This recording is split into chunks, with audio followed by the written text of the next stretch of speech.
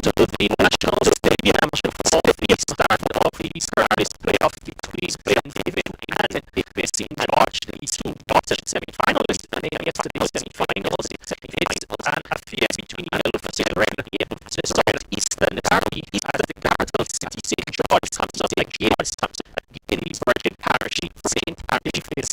If it is the latest apologize for the delays that we've had this morning.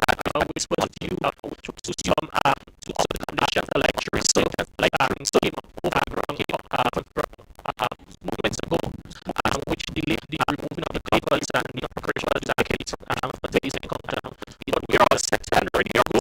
And as the first ball is supposed to be bowled by Lester Jackson and on the opposite to King Charles, the outside edge of flies on the shot and he goes to the first ball. So fast team Alexis and not team Alexis and not very short and the wide outside toss the wide.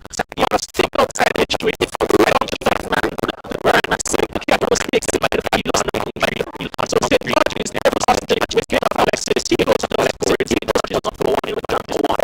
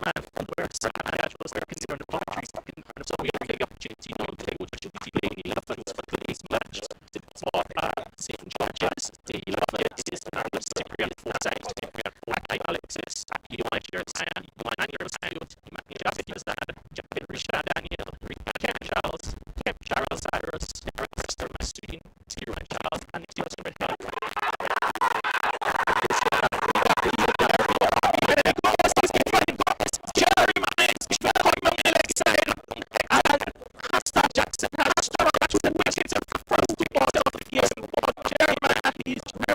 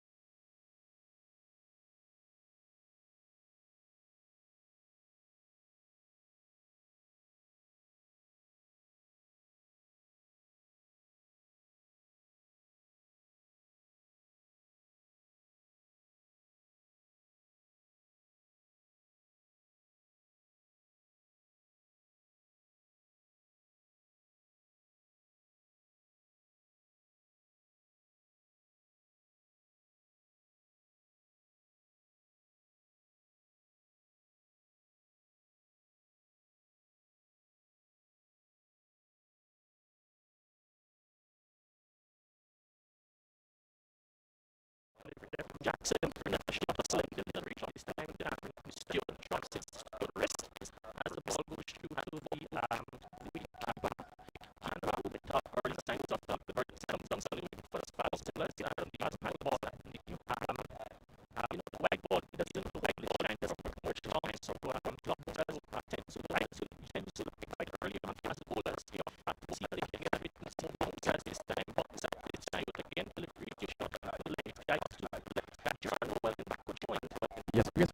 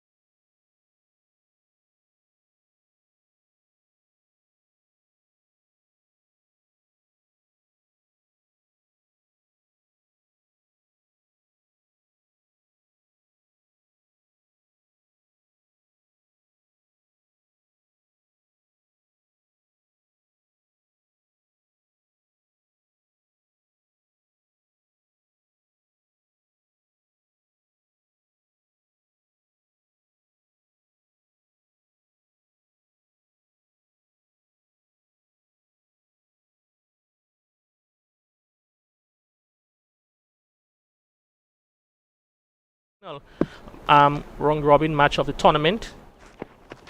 He finished with 3 for 9 of his spell of in his 4 overs, and he really used the short ball to great effect in that encounter, having the batsmen from St. George's in all sorts of trouble. Yeah, and they seem to be getting some bounce off the wicket, some carry, and again we see first ball from Joseph, a short delivery outside the off stump, pretty close to a wide.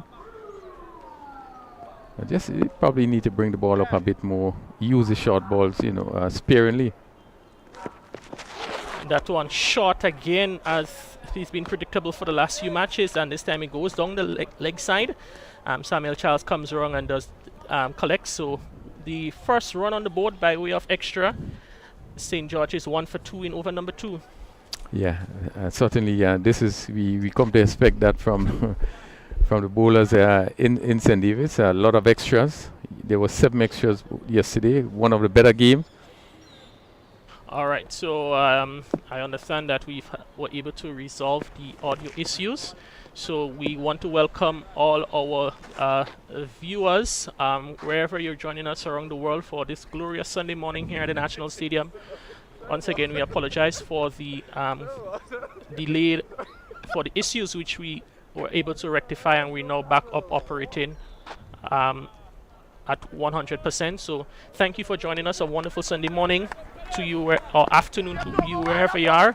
And the news here, it's 1 for 2 in over number 2. St. George's lost 2 wickets of the first 2 ball of the inning, as Imran Joseph, big booming drive as Cyprian Forsyth he goes. So it's 3rd wicket down. A delivery which was pitched up. Forsyth looking for that big booming drive. The edge was taken into the gloves of Samuel Charles, and St. George's, they slide into further trouble. They 1 for 3 in over number 2.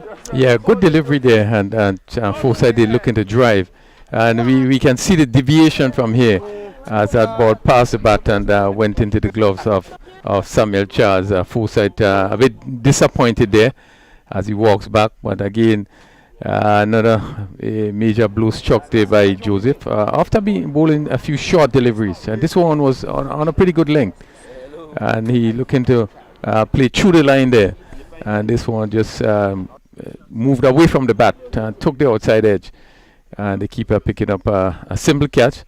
So Forsyth goes for no score. It's Three wickets down for 2 runs, 2 extras. Hmm. Really good start from St. David's. Yeah, certainly good start there. A few deliveries in the over. The first time, 2 deliveries, and including those wides he bowled was a bit on the shorter side. This time it was pitched up.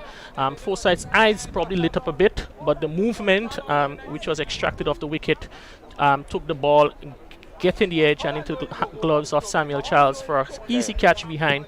So St. David's off to a dream start here, picking up 3 wickets inside the second over. Hazard replaces Forsyth. Right-handed batsman is Hazard. And there's one slip. Third man in K2 on the boundary. Point, Gerard Noel. And there's cover. Look like Peters. Mid-off. Mid-wicket in Keon George and a short fine leg. Also backward square on the boundary. That's Joseph. Again, another extra. This is the third extra. St. David's continues to do what they have been doing throughout the tournament, bowling extras, 3 wides. Imran Joseph, also throughout the tournament, he has been used more as the first change option, and now being given the hard white new ball. It seems to have a little bit of problems keeping it on a good line to the batsman, as we see 2 now outside the off stump and 1 which was short and went down the leg side. So and when he normally bowls it at the batsman, seems to get them in trouble. Good shot there from Hazard. The first run off the bat for the inning, clipped down to backward square, where the fielder, that is Kimo Peters, comes around and do the fielding. So Hazard is off the mark, he's on 2, and St. George's, they're 5 for 3 in over number 2. Yeah, first runs off the bat. That's one pitched up on the legs, and Hazard turned it nicely down to a backward square. The fielder coming off the boundary, having to run to his right and give the batsman enough chance to pick up 2 runs.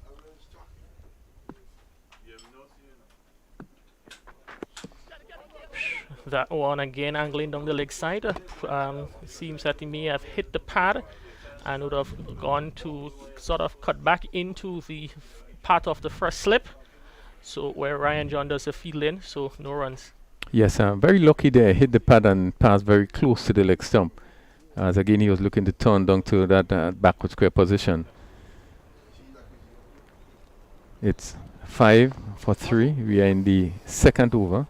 St. George's won the toss and decided to bat, losing the wicket of Alexis, Jeremiah, and Forsyth.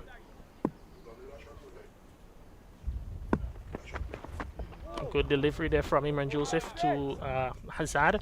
That one just pitched on a good length. Hazard was unsure whether or not to come forward or come back. As a result, the ball beat the outside edge into the hands of Samuel Charles. Yeah, good delivery. Just a little away movement there. But the length was good, the line was good. Hazard had to play, and that one went past the outside edge. Is the first, as we see the condition certainly continues to improve from when we have gotten here on the ground earlier on this morning. Quite a delivery, big appeal there from Hazard from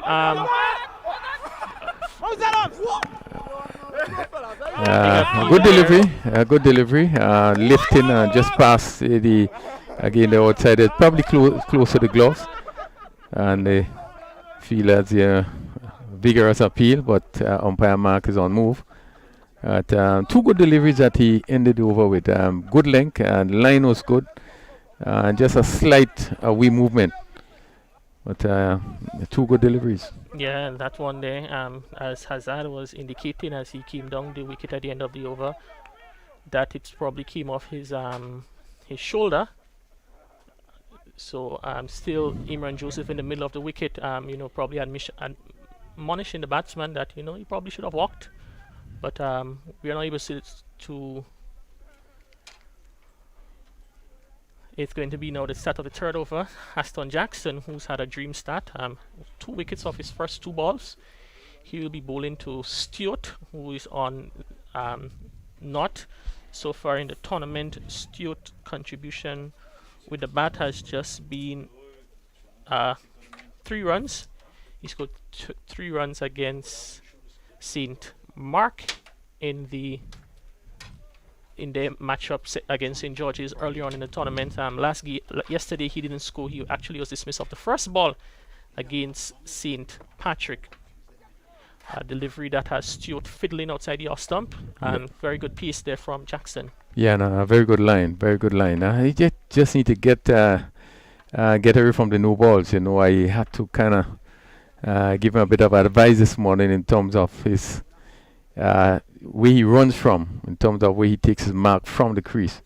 This morning we seem to be seeing a difference in him bowling.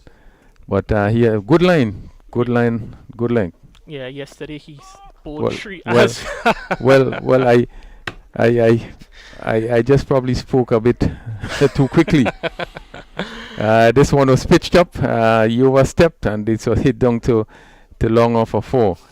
I think I just need to work at it in terms of how he get to the wicket. His mark, he had to be consistent in terms of where he leaves from, and I just think that he need to get it right.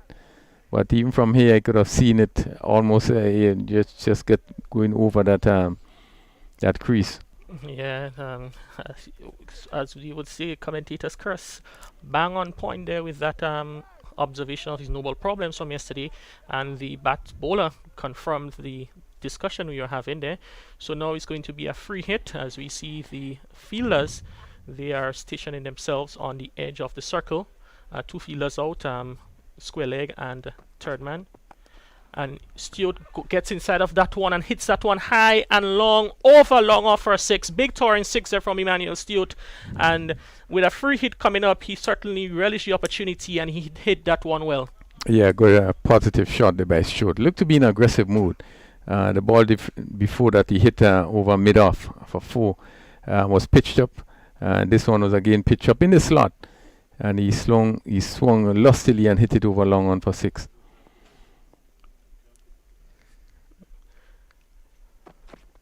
Yeah. Another no ball there from Jackson. That's the second one in the over, and free hit again being signaled now by umpire man Warren. So Jackson finding it difficulty. The first over he bowled well, and this over the problems with his no ball has returned. Yeah, I just think that he's running from all over the place. He must keep in mind that he have to run from basically the same spot. And if he probably takes his run up, give himself some room, come back a bit and take his run, I think he would be in better stead trying to avoid that no ball. Yeah, but you see his run now becomes a little bit shorter. Yeah. And almost another no ball. Yeah, I think he a very short run up as Hazard went for a big swing there with the free hit, missing it completely. But one of the things is noticeable about Jackson's run up is it's very short, and he seems, but when the no ball problem creeps in, he makes it even shorter. You look at him walk back, and you could tell that just seemed to be running from anywhere, and certainly he'll continue to have problems. Yeah, Hazard this time pushed down the ground. A bit of a stumble between the 2 batsmen in the calling, but they were able to cross over for a single. And Crony, you would know he was not necessarily a fast bowler. He started off bowling fast. I think he was a leg spinner. And those spinners come off a very short run, so he decided to probably just go back a few paces and start to turn his arm over instead of using his wrist to bowl. So probably, he can still come back a few yards as, gain momentum getting into the crease. As you see, maybe just about 8 steps and he's up at the bowling crease. And this time wide down the leg side. So he's certainly struggling here in the second over. Yeah, and you have seen him now as he begin to run, he chipped. So it tells you that there's no rhythm. Obviously, no sense of organization, and therefore, every now and then he will continue to bowl the no ball. But give him credit, he was a spin bowler. Yeah. I think it's only this season he started to bowl fast. Once again, this one is pretty close on no ball. They're going to pick up 2 runs there. But after a first over picking up 2 wickets, this over so far, he has gone for 17 runs. With still 1 ball to go. With 1 ball to go. Yeah, you're talking about his transition from leg spinning to a fast medium. Normally you find it the other way around. Fast bowlers who doesn't want to put in all the work and turn spinners. But Jackson deciding that he wants to swing his arm over. He has bowled pretty well in the tournament to date. If you take away the no balls, as that one pitched and left Stewart a bit and goes through to wicketkeeper Charles. So it's the end of 3 overs, and after 3, St. George's 22 for 3. Yeah, good over by St. George's. Some 17 runs coming in that over. But just back to Jackson a bit. He does have what it takes to develop. To me, it have what it takes to develop as a fast bowler, and I think it's just a matter of getting that right, just to get it right in terms of the amount of no balls. And yeah, it's not a difficult thing to do. I think he just needs some more work so that he could get it right, and then he can really be a handful. Yeah, you would remember that super over he bowled in the game versus St. Patrick, which St. David's ended up winning. I think his over would have gone for just about 7 runs. I think they were defending 11, and he certainly bowled a good, some good pace in the dust here at the National Stadium. And I think the batsmen from St. Patrick's would have been Wavell Benjamin and Dennis Smith. They certainly found it difficult getting him away in that over. Yeah, and we see there Hazard is just looking to swing through the line of that delivery. Good line by Joseph. Again, he's looking to hit through the line, and the pitch is playing so well that you can do that. But you obviously need to get into position to play those shots, especially on the up. Yeah. And this one, again, slight movement away from the right-handed Hazard. Yeah, those shots there from Hazard is on characteristics. Javed Hazard, he's not known to be one of those flamboyant stroke makers, but one who likes to again, a short delivery. Hazard backing away to give himself some room, but he was never in close to playing that shot well, falling away from the shot as the ball went through to the gloves of keeper Samuel Charles. Well, we see both batsmen seem to be uncharacteristic in terms of the game they are playing. Even Stewart, in terms of some of the shots we are seeing playing, is not normally. You don't normally put those shots really to his style of batting. Another badly lined delivery, this time from Joseph, goes down the leg side, and Samuel Charles collects. Speaking a bit of Samuel Charles, might have been short of runs in the tournament, but his glove work was certainly up to standards. Yes, he has kept well through the tournament. I think as the tournament gets deeper, he obviously kept a lot better. Yes, he do have a good glove work. His movement is also good. I think he have quite a bit of confidence now. I think the innings he played yesterday gave him some sort of confidence. He didn't go on as much, but certainly here his movements, he looked really confident collecting the deliveries. Yes, most certainly Samuel Charles, he backs himself a bit to perform well, and it's good to see him that he's having a good tournament with the gloves. I think probably outside of Dennis Smith, I think his probably glove work was probably been the best in the tournament to date. Yeah, certainly I agree with you. Joseph in his second over so far picked up 1 wicket. This time this one tucks up Hazard a bit. He plays it onto the onside, where the captain Keon George comes around to do the fielding. So 1 more run to Hazard. He moves to 4 and brings Emmanuel Stewart on 30 into strike. This pair will want to bat long. We are just in the 4th over, losing 3 wickets. They certainly will want to set a sort of platform so that St. George's really could pull themselves out of that start that they had. It's 24 for 3. Yeah, to come in terms of batsmen, you have Kem Charles, and I think that's Kem Charles. You still have the likes of Cyrus, McSween, who all consider themselves to be capable with a bat, but I think it will be St. George's who, as you said, will be banking on these two to see if they can bat for a very long time.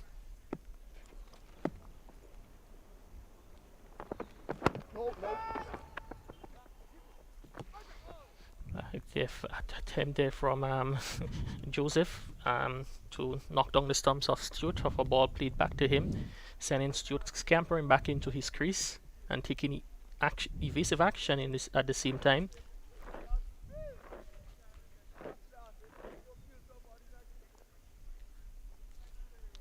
Yeah, and Stewart just have time to get back there.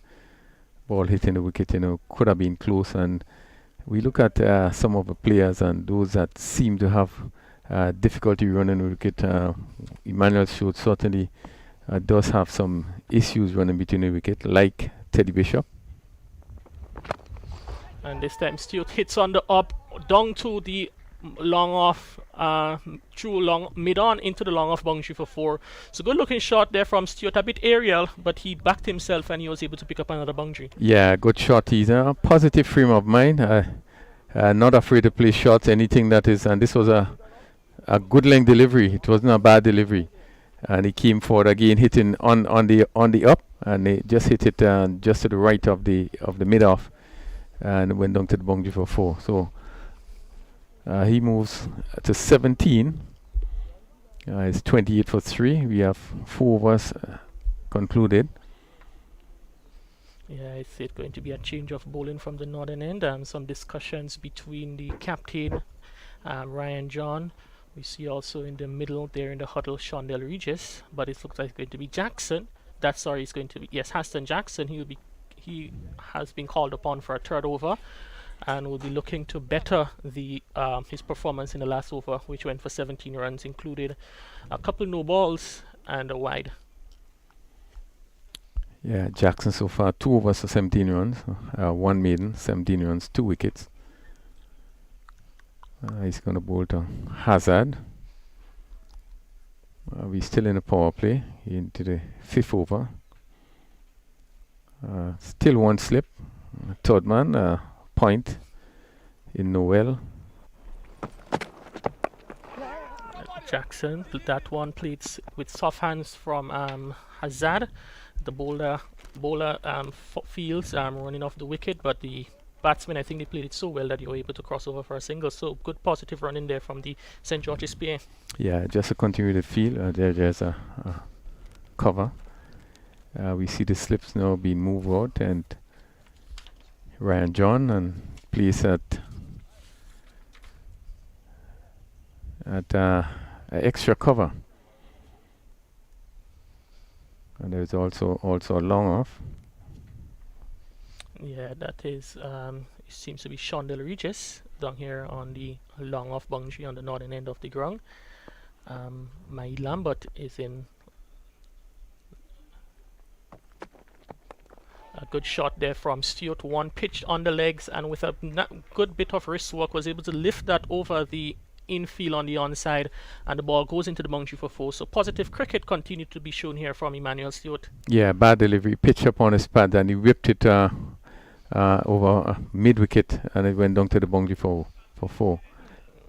Just forward square there, and there's no fielder in that vicinity, and he went down to the boundary for another 4. That takes his score to 21. Well, confident shot by Stewart.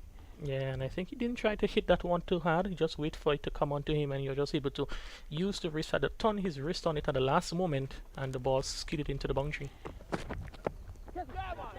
Oh, and Stewart goes one looking to probably guided down to third man. Ball came a bit close to him, and he was able to get a faint edge into the gloves of the wicket keeper. So the 4th wicket down for St. George's. Emmanuel Stewart, who was looking pretty good, he goes.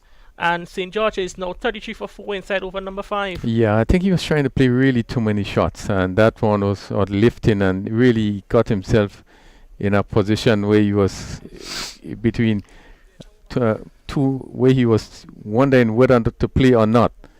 And actually really didn't play. It was a nothing shot really, and just seemed to took the edge, and an easy catch to the keeper. Yes. And Stewart goes for 21. Another big blow, 33 for 4. Yeah, and he looked the player that was really pushing it along. But I just thought that maybe take too many chances, and probably would have been best advice to settle long and stay and just help steer the inning. Yeah, that one just a bit close to the batsman, got hit more towards the top too close to the handle of the bat, and a very simple catch there from Charles. His third dismissal, which he contributed to. He first, you and Jeremiah, he caught a judge caught down the leg side. Forsyth caught off the outside edge, and now Stewart again edge to wicketkeeper Charles. So he has been in the thick of the action so far in the middle. Yeah, and Jackson picking up his third wicket again, short of a length delivery, but again you're seeing that he have been able to extract a great deal of pace, a great deal of bounce, and that's why I say that he just some further work with him. You know, he could be really a bowler that can cause a lot of problem with his height. Yeah, just to probably get the run-up sorted out a bit, and then he can be a useful bowler for any captain, as we see some further strengthening of the offside field. Now Gully in place, that is Keon George. Backward point at Gerard Noel. And again, this time beats pushing blade of Kim Charles outside the off stump. So it's a one. Now we have 6 fielders on the offside, 3 on the on. The fielders, they are allowed 2 fielders outside the circle, but St. David's, they're electing to only have 1, which is third man back.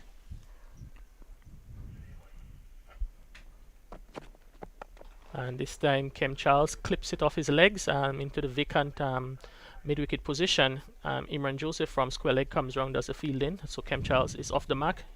And St. George is 34 for 4, 1 ball short of the 5th over. Yeah, good start, and St. Davis could afford to really have just one man out based on the position of the game. As you said before, pack offside field, 6 players on the offside, slip gully, point cover mid off. Hazard, that's one outside the off stump, looking to maybe hit over the long off area. Not totally, not in terms of shape, lost his shape a bit, and the ball goes into the gloves of wicketkeeper Charles. So the end of another successful over from St. David's after 5. St. George's did 34 for 4. Yeah, and this over from Jackson, 6 runs scored, picking up another wicket, so 3 for 23 in 3 overs. And it would be interesting to see what the captain does in terms of the score being 34 for 4 and really have lost the top 4 batsmen. Whether or not you will have the fast bowlers continue bowl out, whether you're going to make some change.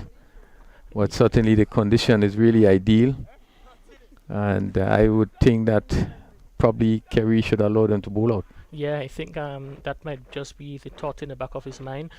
Joseph now into his 3rd, and Jackson has already bowled 3 for 23 from his 3, and might just give them 2. They've got compliment because you can call upon the likes of Gerard Noel, who is in gully, who does the fielding, Ryan John, another seaming option, and maybe calling upon either Kato or Melvin Gordon to do some bowling. So might just be advised, you're on top of the game, you might just keep them through, maybe able to nick another wicket or 2 and further strengthen your position. But Joseph is bowling again to a pack offside field, just 3 fielders on the leg side. I think Kem Charles now was saved there by an inside edge from rattling into the stumps.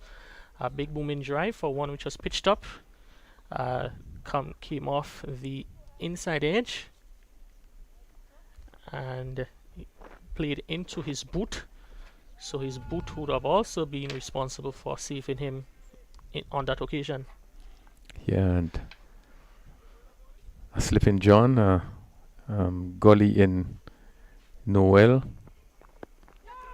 This one turned on the onside, short lift in delivery. A bit late reaction there from the fielder. Kimo Peters again. Peters in backward square. Yeah, very slow. Just didn't seem to be in the game. And remembering yesterday, that was the player that actually stood up on the third man fence when Bishop played the ball down to him, and they dropped short of him. But he just seemed really stagnant, not being part of the game. Very slow to move in there. Yes, they say he was on his heels and not necessarily on his toes in those positions, because you expect, as you watch him now, if you keep your eyes on him, he starts to move now, but he is certainly flat-footed and was not in a position to react quickly to the opportunity for a catch. And I think, Rooney, it's those little things that either get you across the line and make you have a chance in those 50-50 moments. Because Hanson David's taking that catch yesterday off Teddy Bishop early in his inning. The story could have been a totally different one here on the final day of the NLA GPL T20. Yeah, most certainly. Reminding you, Teddy went on to play some incredulous shots. He really entertained the spectators who are viewing online. I think he got 87, the highest score of the tournament to date, and it was certainly good to see that the youngster was able to perform so well on the one of the biggest stage of the tournament. Yeah, it was an excellent inning, top class inning. I think the shot making was, of high quality.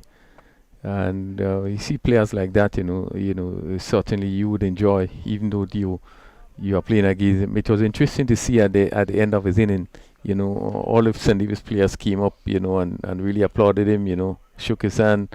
But it has been a tremendous inning. I think it's, as I said, I think it's the best I've ever seen him.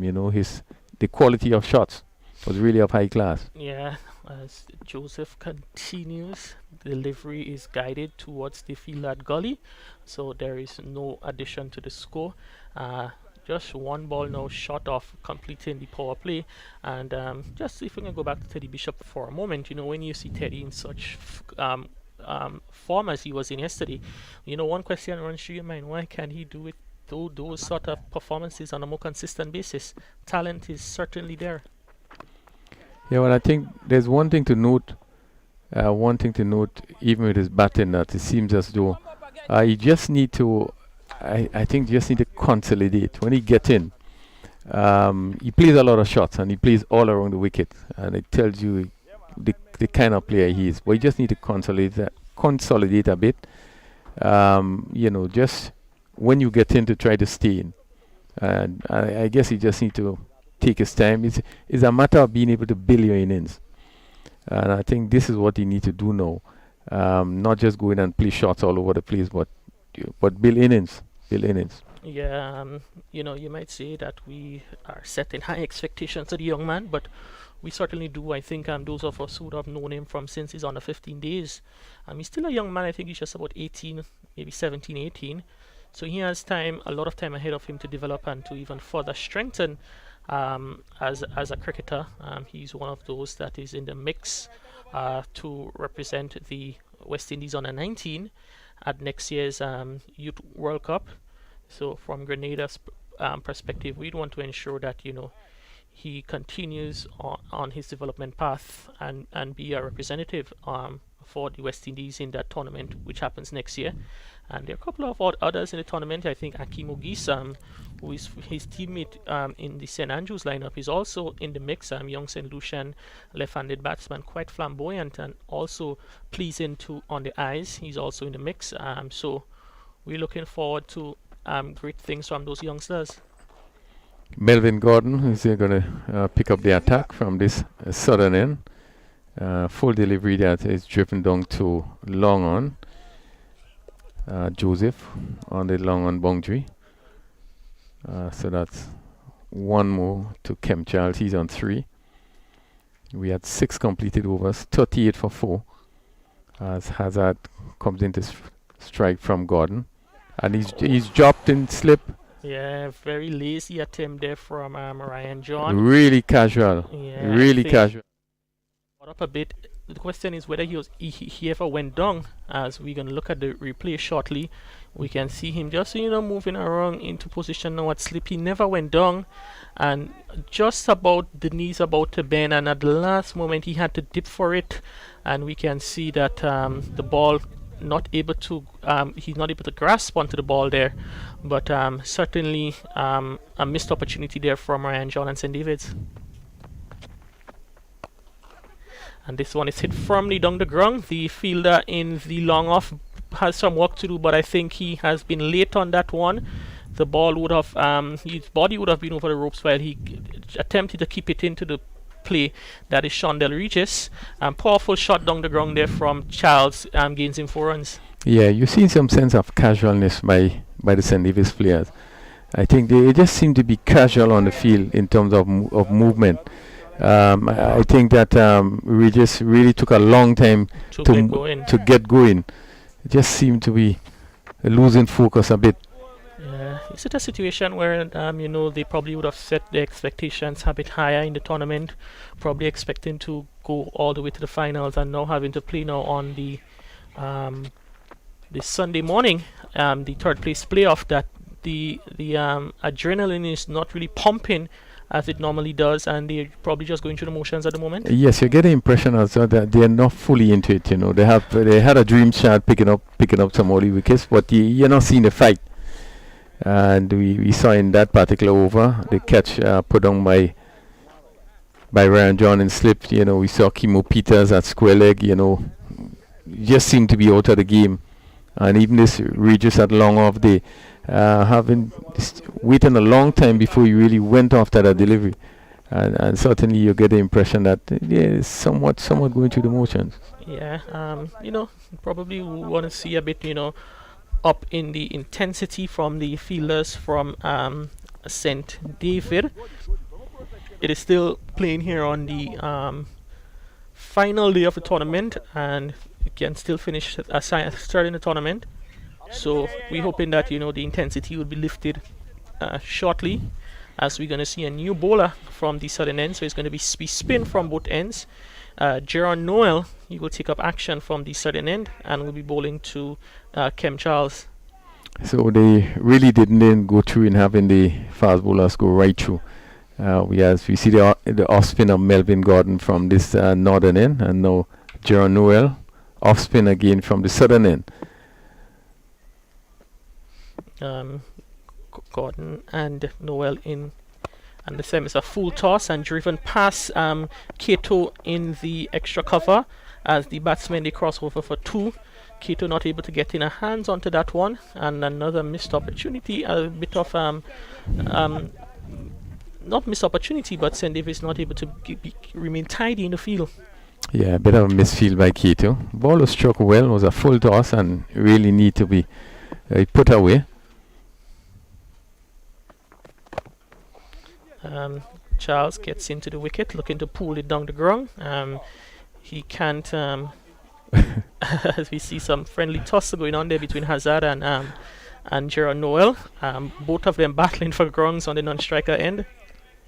And we must note that these guys and them, they're quite good friends, both on and off the field. And I can tell you that all players in the middle right now, the 11 from St. David's and the 13 and the 2 from St. George's, the batsmen, they're all residents of St. David's. Yes, quite a bit of the players from St. David's, do play in St. George's, and as you rightly say, that they train together, so they know each other very well. Yeah, and I can tell you that the back and forth, the ribbon between the players and a little bit of rivalry coming up there. Basically, St. David's versus St. George's is always a top matchup, whether it's it's in the semi-final, whether it's a first-round match. On the 15s, on the 19 seniors, it's always a big one, and most of the times the guys, they like to play it for bragging rights. Yeah, really stiff competition between the players, and not only with the bat on the ball, but you will hear them speak. Yeah. And certainly this one is pulled down to backward square for 4. Again, short delivery by Noel, and good shot played by Hazard as he was back and hit it down to that position which is vacant. And it went down to the boundary for 4. Yeah, bad delivery there from Jordan Noel. A bit looking to push that one a bit. This one was short. And Hazard, he had all the time in the world to get back and heave that over the square leg area. So Mahi Lambert, he had to do the fielding down on the sweeper position on the onside. So Hazard moves to 10. With him is Kem Charles on 11. And after 8 overs, St. George is in a spot of border earlier on. They were 3 for 3. They now 51 for 4. Yeah, and the scoring rate is not bad. They are 51 in 8 overs. Having lost 2 wickets without a run on the board. So I think they a bit of a recovery. They will want these two to continue. As you see, Melvin Gordon, much as he has that Kem Charles hits that one to mid wicket. Gerard Noel comes along, does a feeling excellent throw from Gerard Noel. Gordon probably not in the best position to collect the return, but Hazard was certainly struggling getting back in on the non-striker's end. A very good run in there by both Charles and Hazard. A powerful throw came in from Gerard Noel down on the mid-wicket boundary. A small man, but he certainly has a strong arm. Again, this one gets a thick outside edge as the fielder, that is it, Keon George, he has to run back and does the fielding down to the third man area. So the runs keep coming here for St. George's. Now it's 55, scoring at a 6.6 runs and over.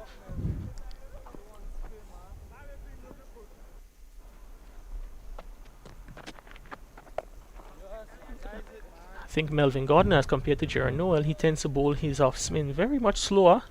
Noel tends to push it back. Gordon just tends to throw it up a bit further. And this one is a bit short in length and given some room is Kem Charles and hits that down to the boundary. The fielder, that's a Lambert, he has to do the run in. He's able to collect, so 2 more runs to Charles. He is on to 17, and Crony probably might be just a little bit on the slower side so far this morning, the outfield. Yeah, slightly on the slower side, but again this was hit to. He didn't really time it as he wanted, and it went very close to the boundary. But again, it was good batting. He was on his back foot and get over it, and pick the gap, and was able to pick up 2. Use that one pitched on the line of the mill stump, turning into the batsman, played behind square for a couple. So far the batsmen, they have been running quite well. 2 more runs at the end of the 9th over, one which conceded 8 runs, 4 pairs of 2s. Kem Charles is 19, Javis Hazard is 10, and St. George is 59 for 4 after 9. Yeah, 8 runs coming off this over, very easily without much chances being taken. Both Hazard and Kem Charles look fairly comfortable. At Hazard on 10 and Charles on 19 in quick times. It's 59 for 4, and we had 9 overs bowled, so they will feel pretty confident that they could push this up to probably maybe 120, 125. Yeah, we want to say again good morning to all our viewers who are watching the broadcast, and we know that you're all over the world. We see some familiar faces there. Special good morning to you. We want to say good morning to Miss Keisha Otley, Chanel Regis. As we see a missed there from Hazard looking for a single play to Kato. He was able to react quickly. Hazard looking to go down, had to get back into his crease, and probably a better throw from Kato may have found him struggling. Yeah, well, some good work by the keeper. I mean, there's just a slight misfield there. And that one is lapped down to the long leg region. Certainly a good shot this time from Hazard. Yeah, good shot. And the fielder was, again, we look at the fielding position also. There's cause for concern. Should be backward square, and he was forward square. And that ball hit down the side, and again, you see the fielder moving late, picking up the ball to move after the ball. It went down to the boundary for 4. There was nowhere close to him that he could have reached it. But just the effort there, the movement of the fielder was pretty slow. Yeah, and I thought Hazard would have hit that one very well as he comes back and pushes to Kato in the extra cover position. the previous delivery was hit well by Hazard. Regis probably would have responded maybe a tad late, but I think he was never going to get to that one as Hazard comes back and guides that one down to the backward point position for another boundary. So a very good shot there from Hazard, and the run keeps coming at a quick clip now. It's 8 runs in the over so far from 4 deliveries. Hazard is 18, and with him is Kem Charles on 19. Yeah, good shot by Hazard. This shortish in length, and with the pace that Noel is bowling, he just had to get back and just place it, and he steered it down to a backward point, and the fielder feeling square had no chance, and it went down to the boundary for 4. Yeah, we keep talking about the pace in which Noel bowls, and this was certainly an indication as to how fast he's bowled, because it was a spin bowler, but once it bit the fielder at backward point, that is Imran Joseph, he stood no chance of stopping it going into the boundary. Well, this pair has so far put on 34 runs as we come to the end of the 10th over. It's 4 for 67, but they came together at 33 for 3, so they have done pretty well, putting out 34 runs and really in quick time. Yeah, the partnership has been quite healthy so far. It's the biggest partnership of the inning. So far they have more than doubled. I think they came in 33 for 3, 33 for 4, and now have put on 34 runs together at a very healthy rate, as is going to see a change in bowling from the certain end. We thought we may have seen him. The same bowler from the northern end. That is going to be Melvin Gordon, number 7 on his back, none for 15 from his 2 overs prior. Again, short ball played down to Lambert. Mahid Lambert getting his first game of the tournament, Crony. I'm certain he'll be excited to be in the playing 11 today. Yes, I think he will be very happy. At least it's a game that will prepare him for the under 19, which starts next week. Certainly, so he would relish the opportunity to play in this game today. Yeah,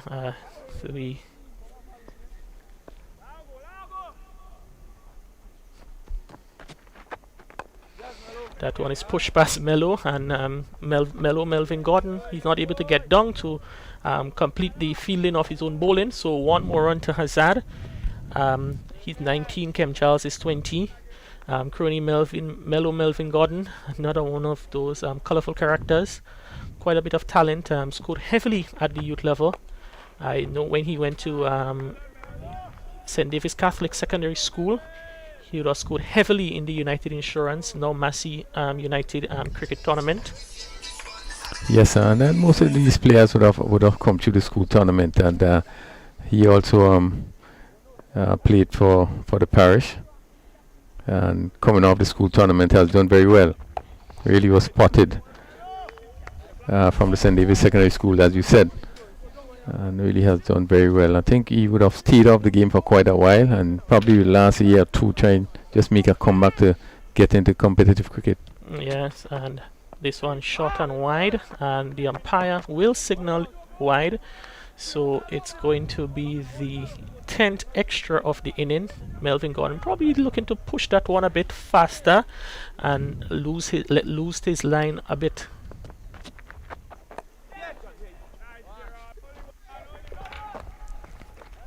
Yeah, and pitched up on the pad and played down to the middle fielder on the boundary. So that's one more to Charles. To Hazard as Charles comes in to strike.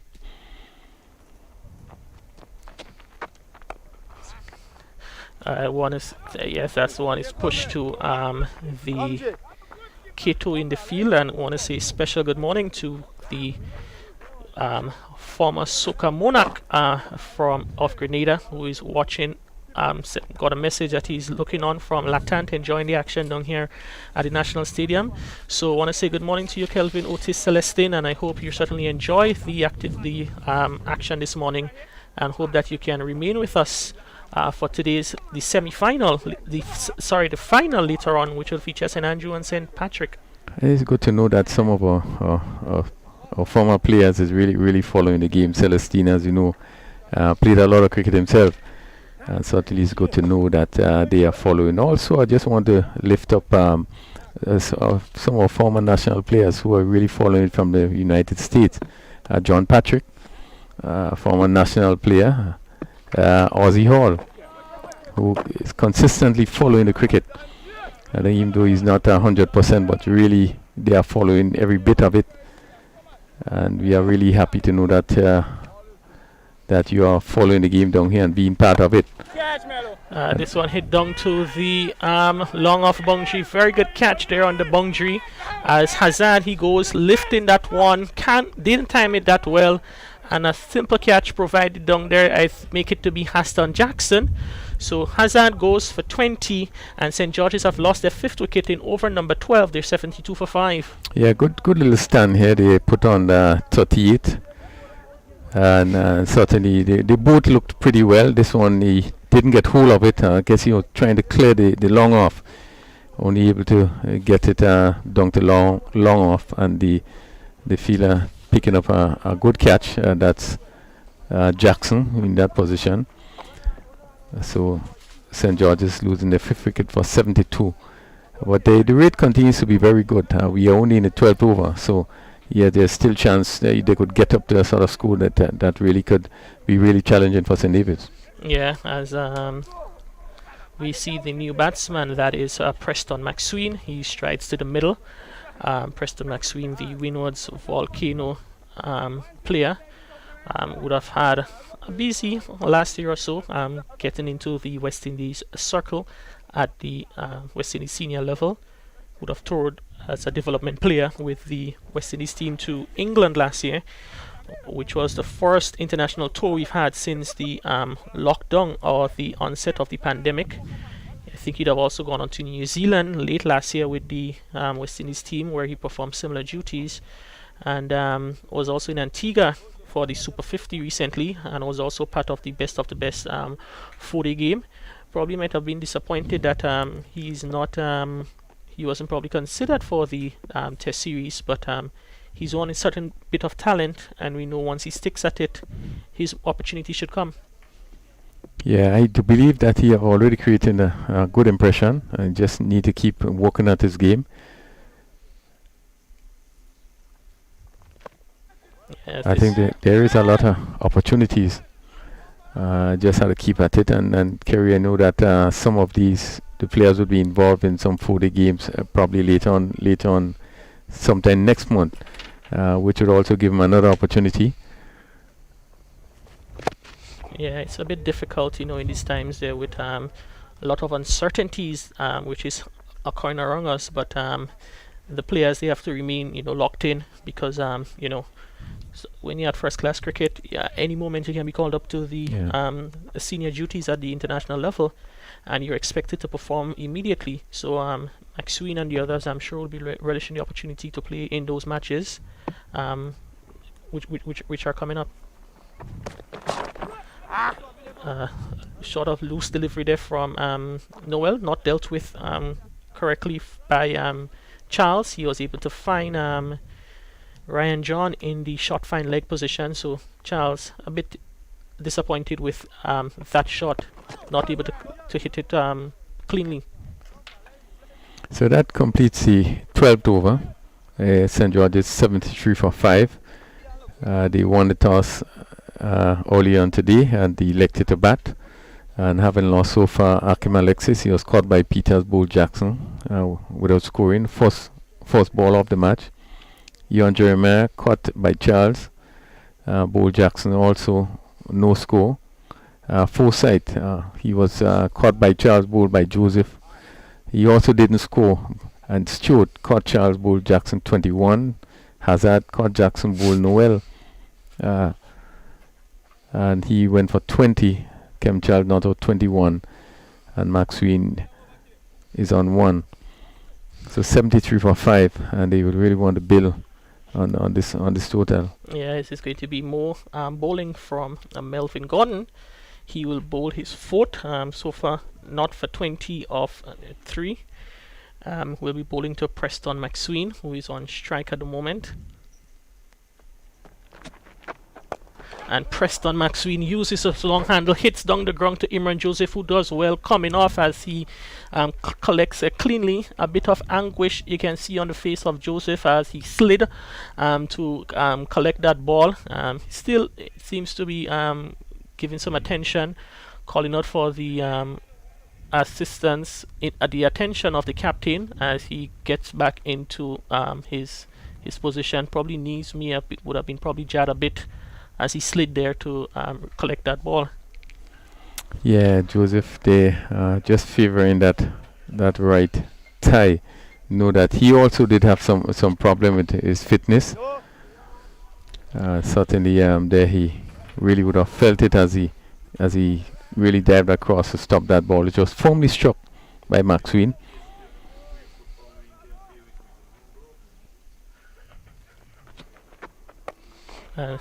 That one is hit down to the wide long off. That is Joseph comes around to do the fielding, and he's certainly from indication from that bit of fielding that he had some discomfort. See, he's calling for some attention from one of the his colleagues off the field, and probably might as it seems that he's going off the field. So the substitute fielder now comes in, and Imran Joseph is off.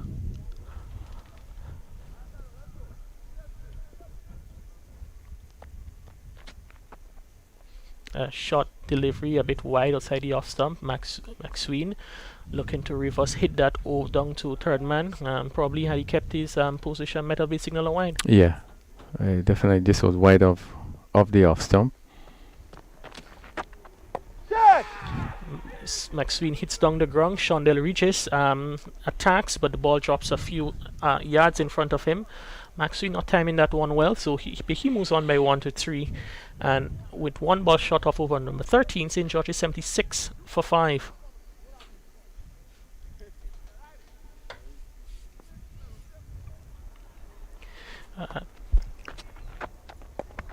A leading edge as Kim Charles looks to work that one on the onside. Balloons into the vacant mid-off position. Shondell Regis comes off the boundary to do the fielding. So after 13 overs, winning toss and batting, St. George's is 77 for 5. Yeah, and Gordon, 4 overs, none for 23, just completing his spell. At St. George's 77 for 5, 13 overs bowled. And really, I think Charles would want to continue. He has a start already, and he just will want to steady and bat, while McSween just coming on and want to spend some time with him. We know he has the ability to hit the ball very long, so they will still be favoring to get up to maybe about 130. Yeah, that pair in the middle would be want to bat for a few overs still. To come, it's going to be the likes of Daryl Cyrus, who has really had much to do in the tournament with the bat, but these two in the middle there or there, so for the team would want them to remain a while, as that one is goes into the gloves of Samuel Chance. The start of another Gerard Noel over, so it's a start of over number 14. 6 overs left after this, and Cronin, we yet to see the introduction of bowler number 5. Yes, certainly the bowler of Ryan John probably would see a good shot hit down to long on, and that beats the long on fielder, which was wide. And Charles playing a good shot over pitch delivery. Hit it down to long on for 4. Confident shot played by Charles. He moves to 27. And Noel so far in his 4th over, 1 for 20. Yeah, Charles has been certainly positive from the moment he walked to the crease. And this one, he comes inside of it and turns it down to the vacant fine leg position. Ryan John runs back and does the fielding, and very aggressive running there from Preston McSween, calling through Kem Charles for a third. So 3 more runs to Kem Charles. He's now on 30, and St. George's they're 84 for 5. Yeah, and that was well played by Charles and John. They just limbering after the delivery and really give their batsman the opportunity to pick up 3. Yes, this time Preston McSween looks to play it onto the onside, but can beat Keon George in the mid-wicket position. He shot in and very straight, Probably if that one would have beat him, might be an opportunity, probably as much as 2. So he saved a couple of runs there for his team. Oh, that is a thick top edge. Maxwell looking to lap that behind down behind square, get a thick edge balloon, and Samuel Charles had to steady himself a bit, and he was able to complete the catch. It's his 4th catch of the inning.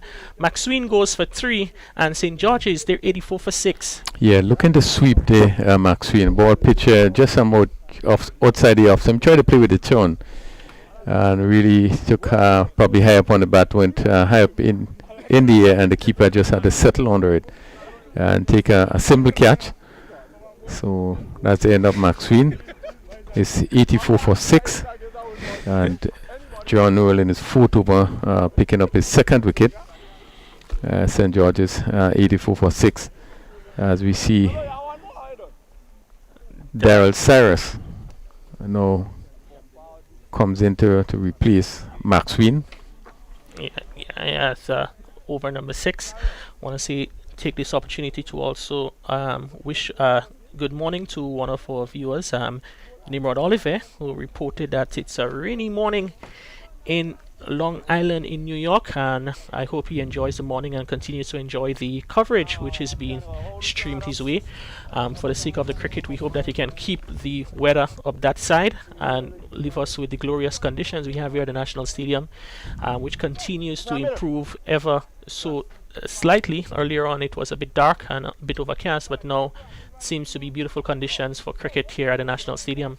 Yeah, the sun is shining brightly. Probably, I think it's probably the best sunshine we have seen for the morning's play. A final delivery, Noel completed his 4th over. So far, 2 for 23. And it's so good to know that we have our nationals or locals, all over the world, quite a bit in the US. I know people like maybe Karen Mitchell, and the rest of the players really would be following. But again, as I said before, happy to know that we have some of our former national players, Franklin Fredericks, John Patrick. I don't know if you would have known John Patrick Kerry. Well, this is a national player from St. Mark's, batsman. But Ozzy Hall, who also, open bat for Grenada, left-handed batsman. So it's quite a bit of our players who have been following the games here. And again, we just want to say a special morning to all our players in the US. Yeah, as we see the camera shots which came through our screen momentarily, some moments ago, which really indicated that it's quite a beautiful day, and on a Sunday, probably, Crony, people coming from church, lunches being prepared, and it's certainly a good day to be on the outdoors. If you go into the beach, still have your phones with you, so that you can take in some of the actions here at the National Stadium. It is quite a glorious day for cricket. It's the Easter period. We traditionally into the middle of the cricket season, heading into March, April is when bulk of our cricket is played under normal circumstances, and I think so far the conditions has been quite excellent. Well, Kimo Peters, we've seen him for the first time. Left arm spin. He also tend to to bowl pretty quickly as a left armer, not giving much flight, not a big turn off the ball. And that one is driven through Kato in the extra cover position by Cyrus, the batsman. They come round for 2. Kimo Peters, is that his first over for the tournament, or did he? I think looking at the stats, he'd have bowled 1 over prior. So it is his 2nd of the tournament, and probably, Crony, that is an indication that probably St. David's will not be turning to Ryan John today. Well, I'm wondering if he's 100% well, because it's surprising that we are into the 15th over and we haven't seen him bowl yet. So it's probably he's not 100% well. Yeah, and with I don't think Imran Joseph would have come back onto the park. He's still off the park, so we wait to see whether he's going to come back. He has 1 over still to bowl, as Peters continues to bowl it a bit fast and flat as Cyrus reaching for them and he's not able to connect. And very quick over bowling by Peters. He only went went for 2 runs. So we at the end of 15 overs is 87 for 6. It will be interesting to see who's going to continue from that southern end. Noel, he has completed his spell, 4 overs, no maiden, 24 runs, 2 wickets. And Gordon, 4 overs, no maidens, also 24 runs. He didn't take a wicket. So it's interesting to see who's going to come, whether it's Kato. It's going to be, seems to be Shondell Regis. He's been summoned from the long leg boundary into the bowling. I think they probably, Keon probably was just checking to see if Gerard Noel had one more on that realization. Shondell Regis is now being summoned. It's going to be summoned to the bowling from the southern end. So with 5 overs to go, he has a bowl, and we just gonna continue to say good morning to some of the viewers. The brother and sister pair of Kazira Thomas, Miss West Point herself, Casimir Peck Jones. He's asking to see the players' GPL stats. So Peck Jones, I can tell you that during the week we're going to make an effort to post the stats for the players through the tournament. So you guys going to see how players would have done individually and as teams would have done throughout the tournament. So good morning to all our viewers, and we hope that you continue to enjoy the action here at the National Stadium, as the first delivery is a full toss from Shondell Regis, one which slide down the leg side and signal wide by umpire John Mack.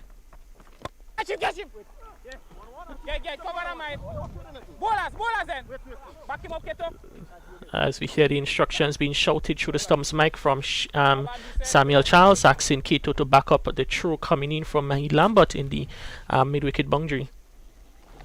Yeah, and we're just giving that ball some flight there, and hit down to a wide long on and picked up one. Wide signal again outside the off stump. And a little bit surprising in terms of the strategy by St. David's. Yeah, into the final 5 overs, and really part-time bowling now from 2 part-time bowlers, Kimo Peters and Shondell Regis into the action. Yeah, we really have not seen the fight, what we expect from St. David's. And again, being able to pick up 2 quick wickets, one would have thought that, you want to put the pressure on. I do believe they should have probably kept the quicker bowlers on, let them complete their spell.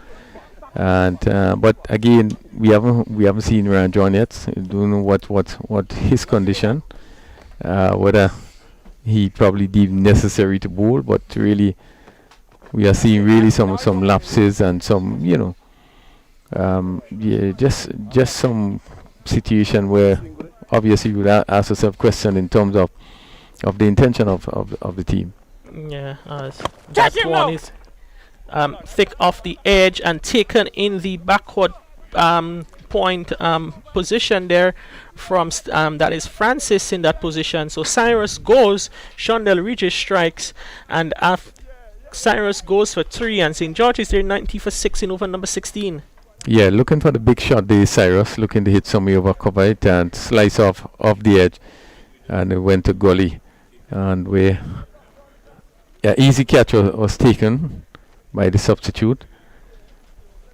St. George is losing the 7th wicket. It's 90 for 7. We are in the 16th over. That's going to be now the new batter coming in. That's Richard Daniel, former national under 19 captain, leg spinner from St. George's. He strides to the middle with 4 deliveries and 1 ball to go, partnering Kem Charles. In the hut to come, you have Tyrone Charles and Nicholas Redhead, not known to be much top batsmen.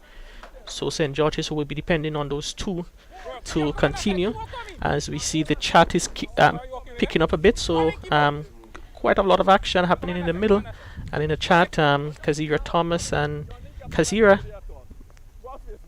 Thomas is there We also want to say good morning to Reynolds Charles, Marvin Milkson. Good morning to you all, and we hope that you continue to enjoy the action. We hope that you remain with us for the entirety of the day. Yeah, good over by Regis, picking up another wicket. He has 1 for 3 in his first over. So after 16 overs, St. George's, who won the toss and elected to bat. 90 for 7. Kem Charles played a good innings. He's on 31. Rashid Daniel just facing his first delivery.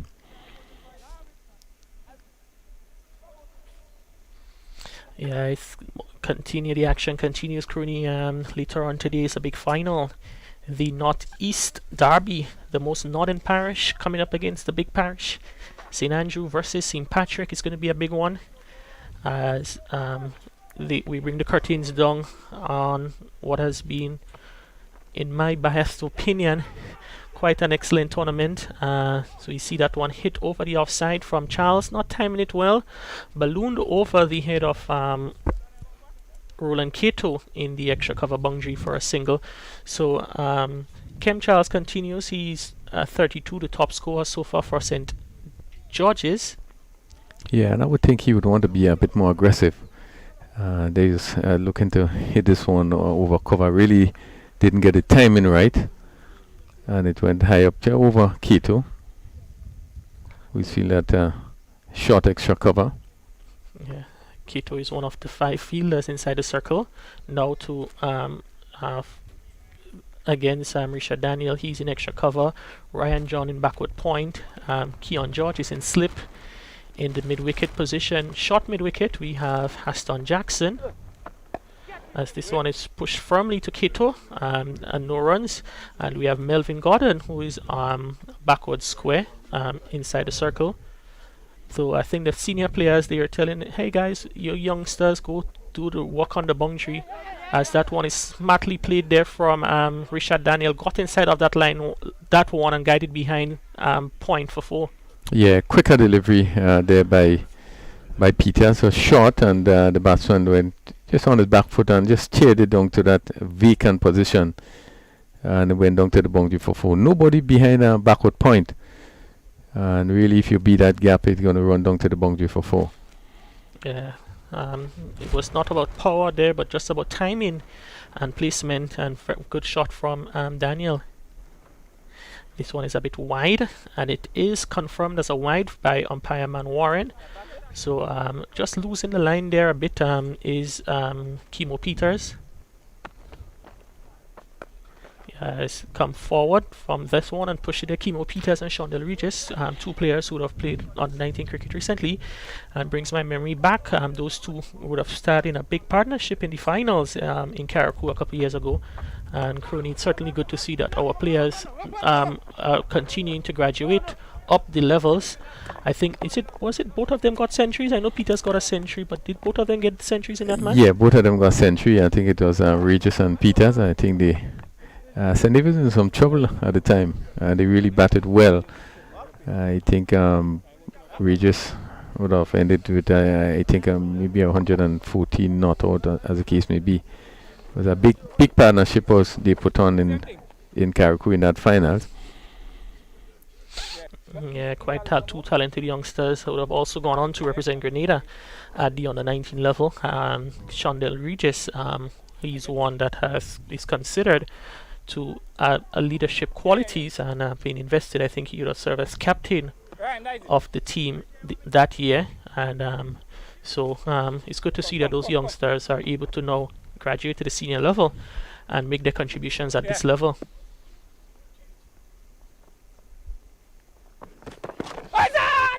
That one into the leg stump. A bit of indecision there from the fielders. They do cross over for a single, so it's signal leg by umpire Mark. So it's 98 for 7 now. Kem Charles, who is on 32 tick strike. Yeah, looking to turn down legs. Had a quicker delivery, and he was sort of beaten by pace and just went on the onside. Just a bit of hesitation in the running, but was able to complete the run for that leg by. Yeah, as we wait the batsmen to get ready. Bit of chatting coming through the stumps mics there from the keeper, Samuel Charles. A full toss pushed down to the field on the cover boundary. Kem Charles probably will be disappointed that he's not able to make better use of that gift which was offered by Regis. He was only able to collect one. Yes, he will try. Well, he's not a player that plays big shots. I hit the ball very hard, so no, he would have to depend on a lot of timing. And certainly, he hit this one down to cover, and the fielder coming really easily, and he just picked up one. Yeah, we did speak about the under 19 tournament a couple of years ago, but currently the under 19 tournament should be starting very soon. So the younger or youth players would have the opportunity to showcase their skills in the weeks ahead. Yes, it starts on Wednesday actually. The under 19 tournament starts on Wednesday. Again, it gives our young players an opportunity to play. All the games will be played at the stadium, and we give us an opportunity to see our youngsters. I think when we look back at what would have happened over the last year, we with the players being staffed for cricket, there have been no school cricket, no under 19 tournament, and this is where you probably will see most of your players coming forward. So I think it would be a good opportunity for some of the players to get the opportunity to really play at the National Stadium come next week from Wednesday. Yeah, it's also been unfortunate in terms of the last year, as we see two leg buys? Yeah. 2 leg buys there to complete the over. So after 18, it's 102 for 7. Just to make the point that our youngsters, they have been the one who have been adversely affected by the lack of cricket being played, because our under 15 team a couple of years ago, which went to the Windwards tournament, I think we got 6 or 7 picks on the Windwards, 7 picks on the Windwards under 17 team, including there was the twin brothers, Regis brothers from Rukane, who we were expecting to go on to the West Indies tournament and do well. That tournament had to be cancelled because of COVID. They'd have also missed on the 15s tournaments last year and on the 19s. So we know that those brothers and the likes of Rion Mitchell and others, they're looking for on the 19 this year so that they can play some much and long overdue cricket. This one is hit down to backwards care as Peters continue the 19th over. St. George's 103 for 7. And the right-handed Charles back into strike. He's on 33. Daniel on 7. And this one he's hit again. The timing is not there. The hit down to the fielder midwick. There's going to be trouble here. Look, will be a run out. Yes. And well. Is the judge to be out now. Run out. Coming back for the second one. The throw came in from Jerron Noel. A bit of fumble from Samuel Charles, but he still was able to get the ball back into the stumps. Quite suicidal, I would say, a bit from Charles, but at this stage of the innings, he was looking to farm as much of the strike as possible.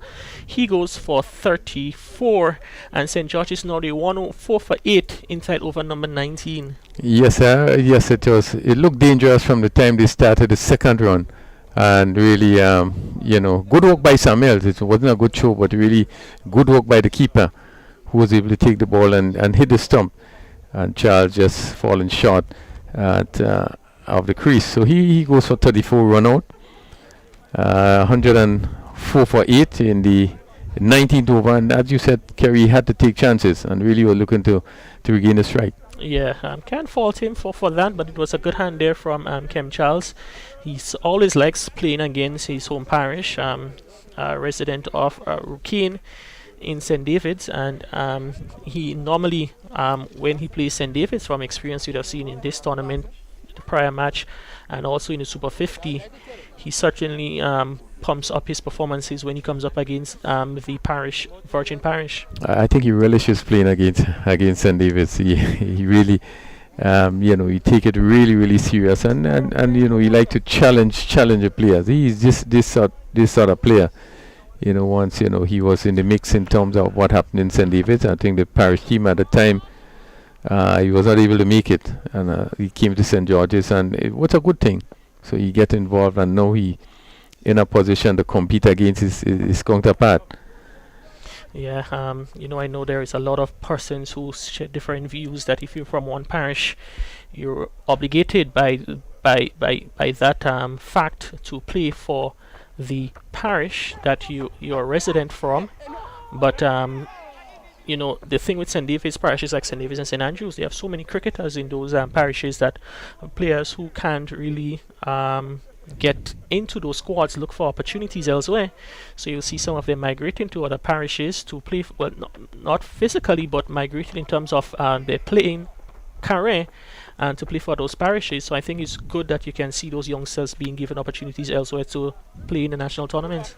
Redhead is off the mark as he played this one down to long off, so completes the 19th over. St. George's 105 for 8. Daniel on 7. Redhead on 1. And Peters. So far, 3 overs, no maiden, 12 run, no wicket. And Regis, who I think probably going to bowl the last over. Let's see. He so far bowled 2 overs for 5 runs and picked up 1 wicket. 105 for 8, St. George's. Yeah, a match so far which has lost its intensity as compared to those matches yesterday. You can see, I think we can see evidence from both teams that they're just looking to go through the motion. Both of them probably would have been looking to play the second match today, but Crony, when you're playing top class cricket, we certainly expect the players, as Nicholas Redhead hits that one down tongue and connects well for 6. Yeah, good shot, pitch up by Regis, and a good shot by Redhead on the right, and hit it well over long off for 6. And the last over, so he would want to take as much as he can get in this over. As we see him there, ball pitch up in the slot, and really the right treatment, hit over long off for 6. This time Redhead gets inside of the line and works it to the onside, where the fielding is done by Ryan John. Powerful throw into the keeper. This hitting the stumps on the direct, and Ryan seems to be moving a bit gingerly in the field. Probably may not have wanted to exert too much in terms of his bowling. Yeah, probably he's not 100% fit, and when we look at a number of the Volcano players, they all seem to be having some little niggles.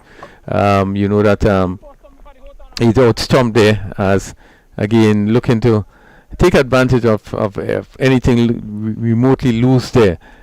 And Daniel Lee coming down the track looking to hit some way over extra cover, and missed and was stumped.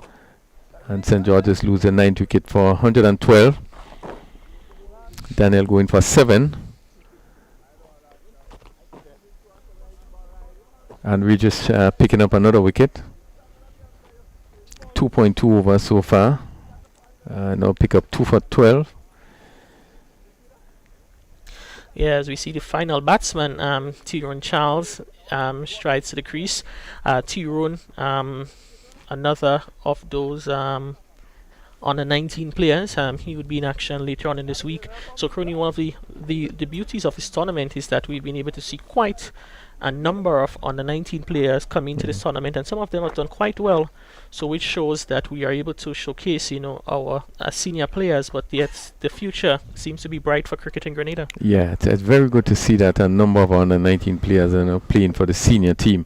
I think one of the areas we probably, this is played down to fine leg, a ball slanting down the leg side, they're going to go into the boundary. Let's see the signal from umpire, and that's 4 runs.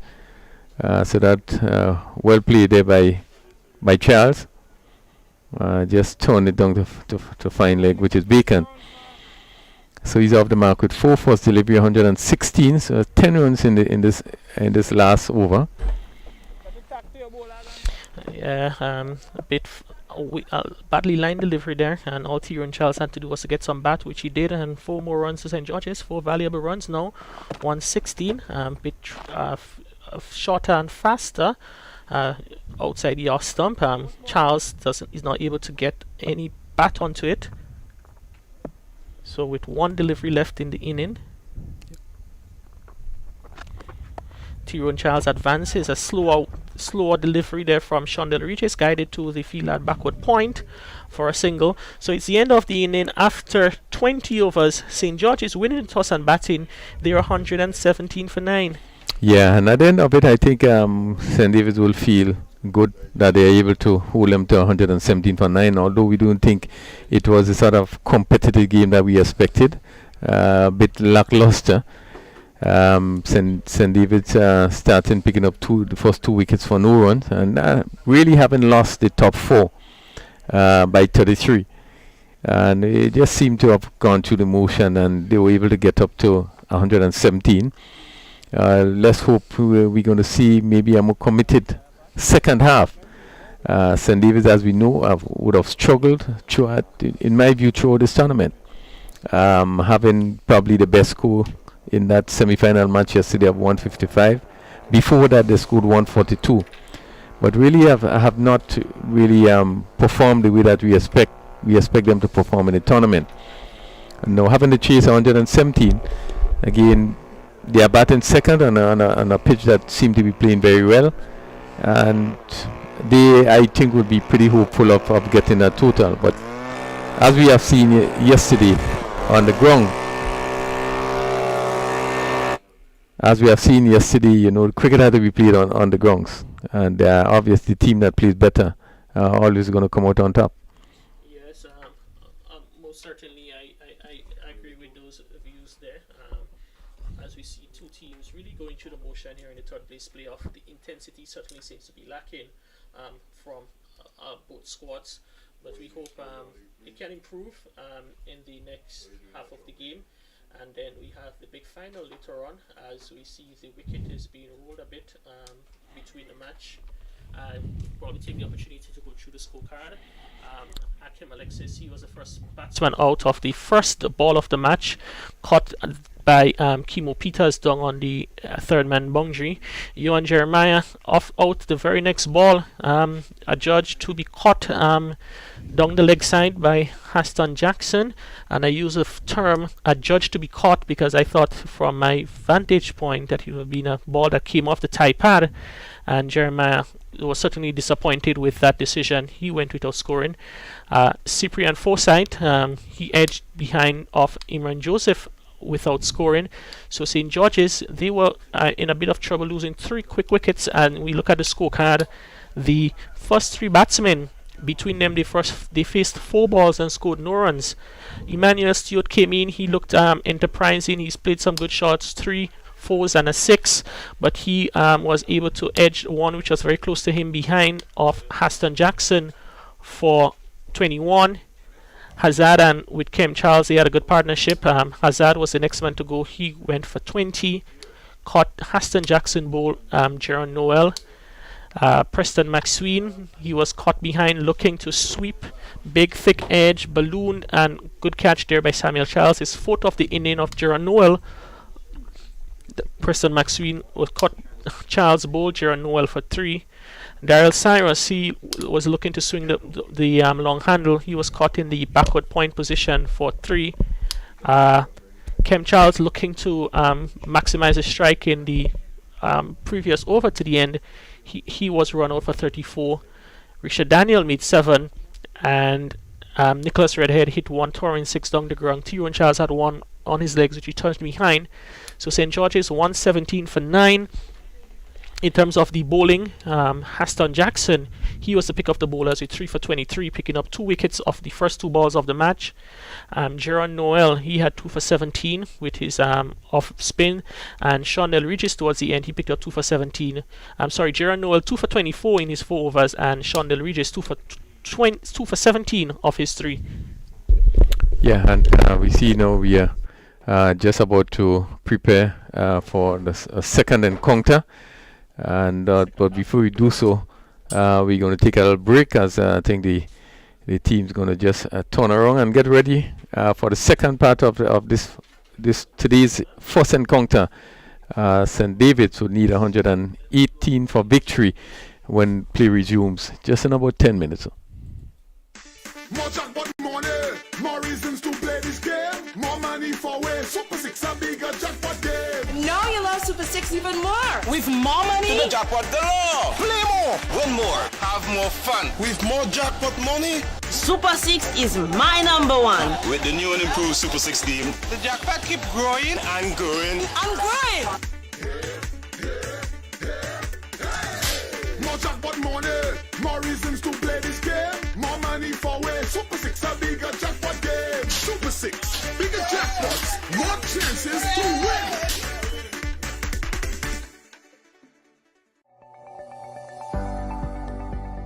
Get Vax.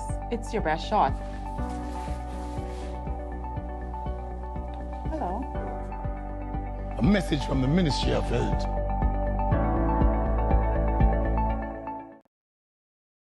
Holy Natural Spring Water is a water for every occasion. On the field of sports, at your workplace, just open the bottle and savor the pure, refreshing taste. Holy Natural Spring Water is produced in Mama Can St. Andrews and is available in all sizes nationwide.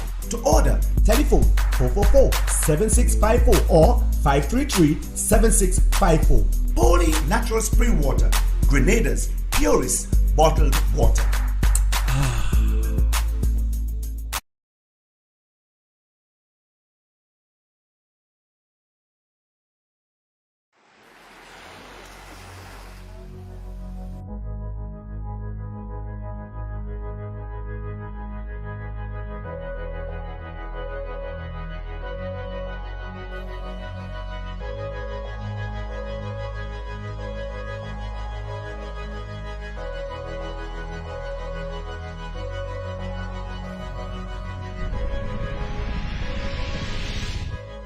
My name is Giviat Joseph. Give a little, give a lot, Giviat. I'm an actor from Brooklyn, New York, and this is my story of being quarantined in paradise. So I came to Carriacou expecting a 30-day getaway, but it turned into a 5-month adventure that changed my life and will live with me forever. When I first arrived, I didn't know how to swim, and I was terrified to be alone in the water. I learned to sail and took part in the 50-year tradition of the Carriacou Regatta sailboat race. I even learned how to captain a ship. I'm the captain now. I'm just joking. With my family and friends, we experienced the island in an extraordinary way. I mean, we hiked to the highest points of the island and shared some beautiful memories with friends that have become more like family. It really felt like I was the king of the world. We relaxed and enjoyed day trips to the amazing neighboring islands and took dives in the ridiculously clear waters of Carriacou. I mean, you really got to see it to believe it. I swam amongst some of the most majestic and rarest creatures of the world. When I reflect on my experiences in Carriacou, I'm grateful for the tranquility and connection to nature. It was a perfect space to create, reflect, and grow with a stronger sense of self. Connecting with the locals gave an intimate experience to the culture and life in Carriacou. And I can't lie, I was surprised and a bit amazed to see that there was such a fun nightlife and to meet so many talented artists that are sprinkled all throughout the island. I am forever grateful to Carriacou for this magnificent experience and a chance to share it with the people I love.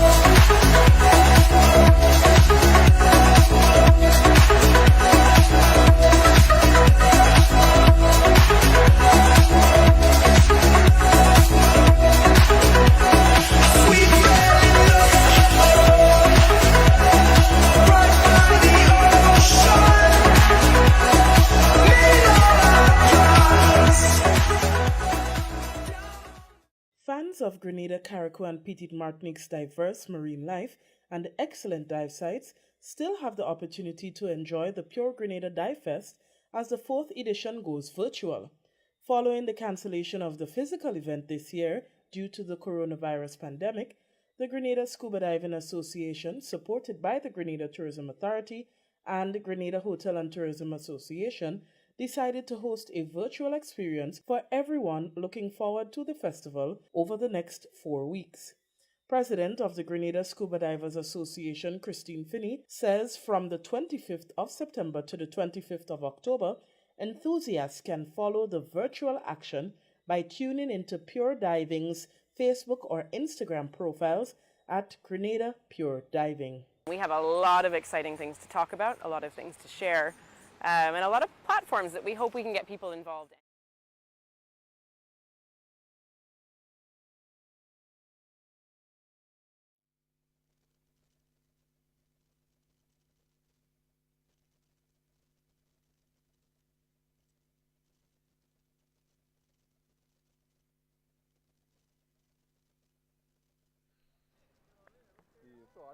All the time, all they had a man on the bench. You see how the cricket funny? All the time, see those scoring run, and they had he on the bench.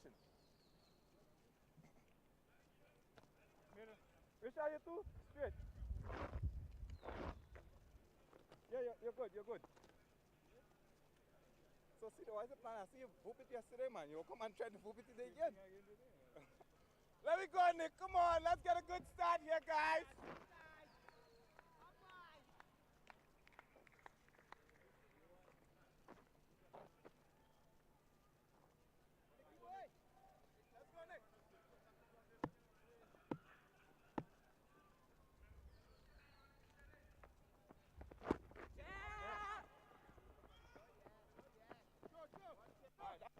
Let me see what's on my hand. You alright on all left?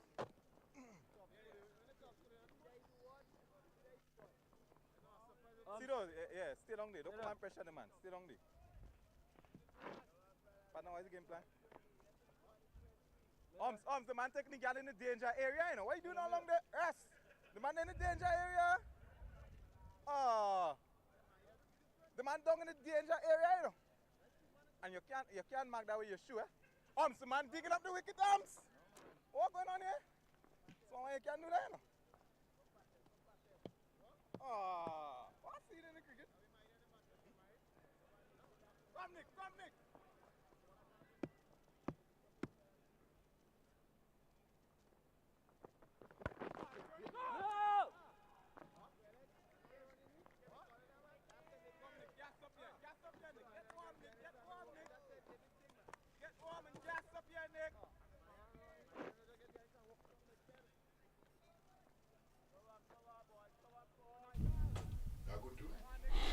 Welcome back, St. David's looking to get 118 for victory. We are looking at Nicholas Redhead from that southern end. Mahid Lambert, his first game as he push it on the onside, and there's no chance of a run.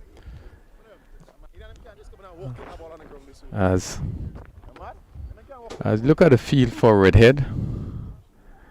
They're now going to push the mid wicket back and probably looking to put forward mid wicket. Let's see the position. Just a forward short leg. And there's no slip. A third man, backward point, cover mid off on the offside. Forward short leg. Good delivery by Redhead. A little bit of bounce, and Lambert pushing this one on the offside. But St. George's would be looking to make really early inroads into the St. David batting. So there's a mid on. Now the mid wicket is moved. Let's see. Now it will go back into that mid wicket position. And that forward short leg, I'll way off. This one is played down to that goalie position. Quick single taken there.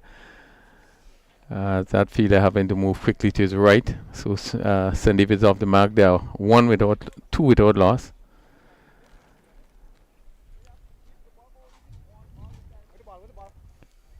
Just a bit of a heavy atmosphere, Kerry. The weather just seemed to be changing somewhat as we look at the hills. We are still hopeful that there won't be any rain. We see some dark clouds coming over the River Roads and Susie Hills above the Prime Minister residence. We see some dark clouds forming, and that's a good short ball from Nicholas Redhead, pulled well by Samuel Charles. Pulled it in front of his face down towards the backward square position for 4. Good shot from Samuel Charles to win the first over. Yeah, good positive shot by Charles. This was a short lifting delivery, and really was in position, but he hit it well, and it went past that backward square fielder and went down to the boundary for 4. So he is confidently off the mark with that shot. Remember in his innings yesterday, he showed some form of confidence. I think it was the best knock he had was yesterday. He certainly will want to repeat that today.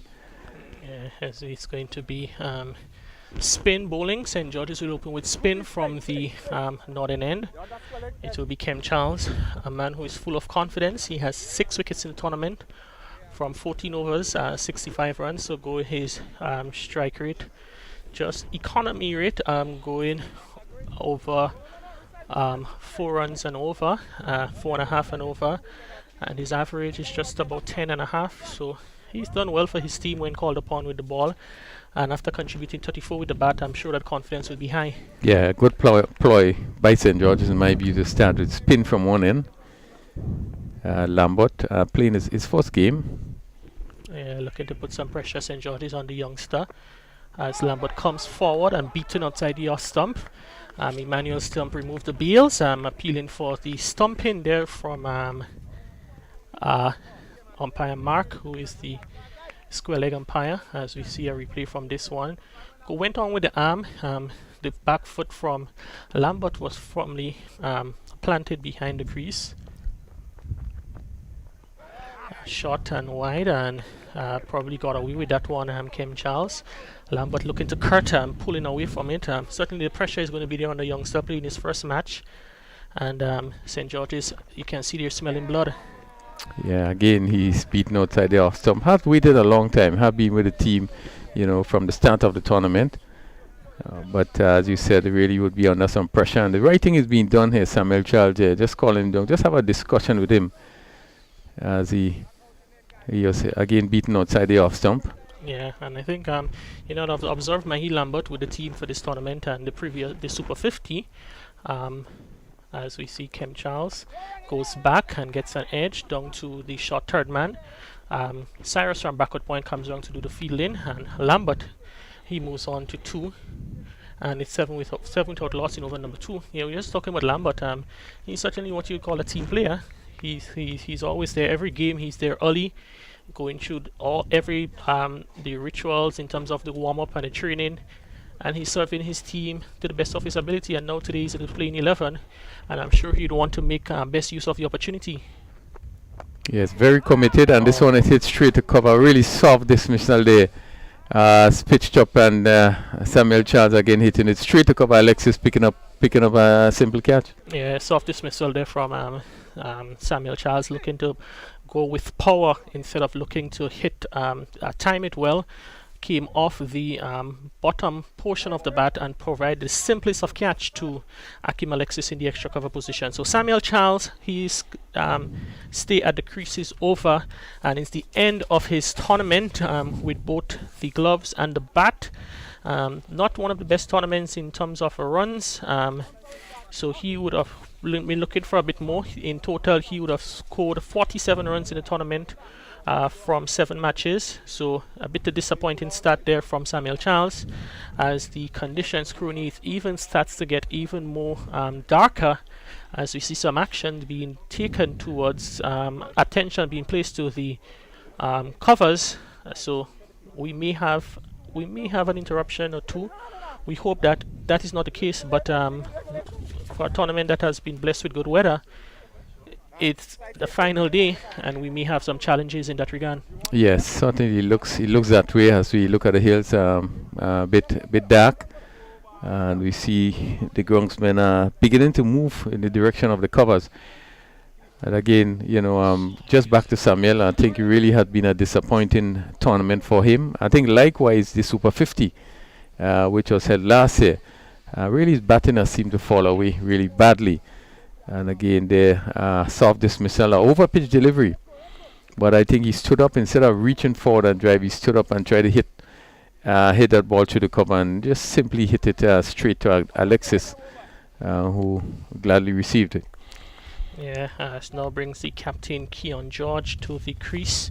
While Samuel Cedo Charles has struggled with the bat, Keon George has had actually the opposite fortunes. He's actually the third leading run scorer in the tournament. He has scored 161 runs in his 6 prior innings. Top scorer 44. I think probably the only disappointment to Keon George is probably that he's not able to go on and get that 50 and get that big score. To score 161 runs, average 32, shows that he had quite a few starts, but not able to convert them to a big one. Yes, have been struggling also against the spin. I think one of his weaknesses is that he's always looking to hit that ball on the leg side, on the onside. We have seen it yesterday, trying to drag that ball outside off something. We hit somewhere down to that long on wide mid-wicket area, and we had some difficulty in that. And certainly, I think this is an area of his game that he really need to address.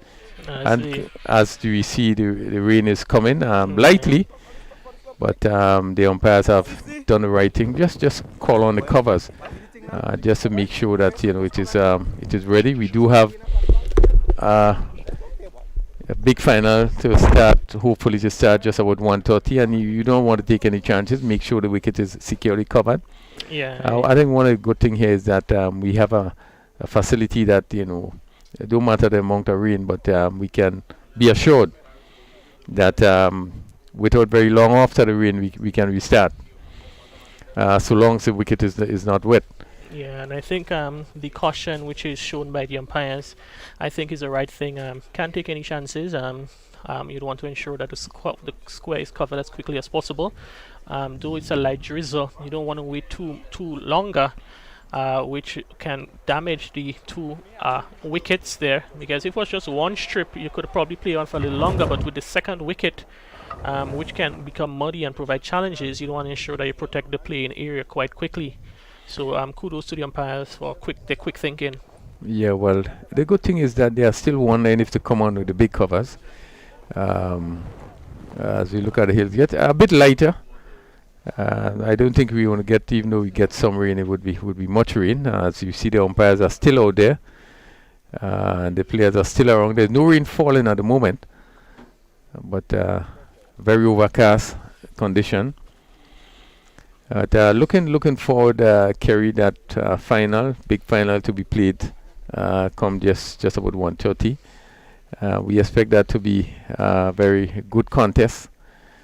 I think St. Patrick's will feel very confident after winning a convincing victory yesterday.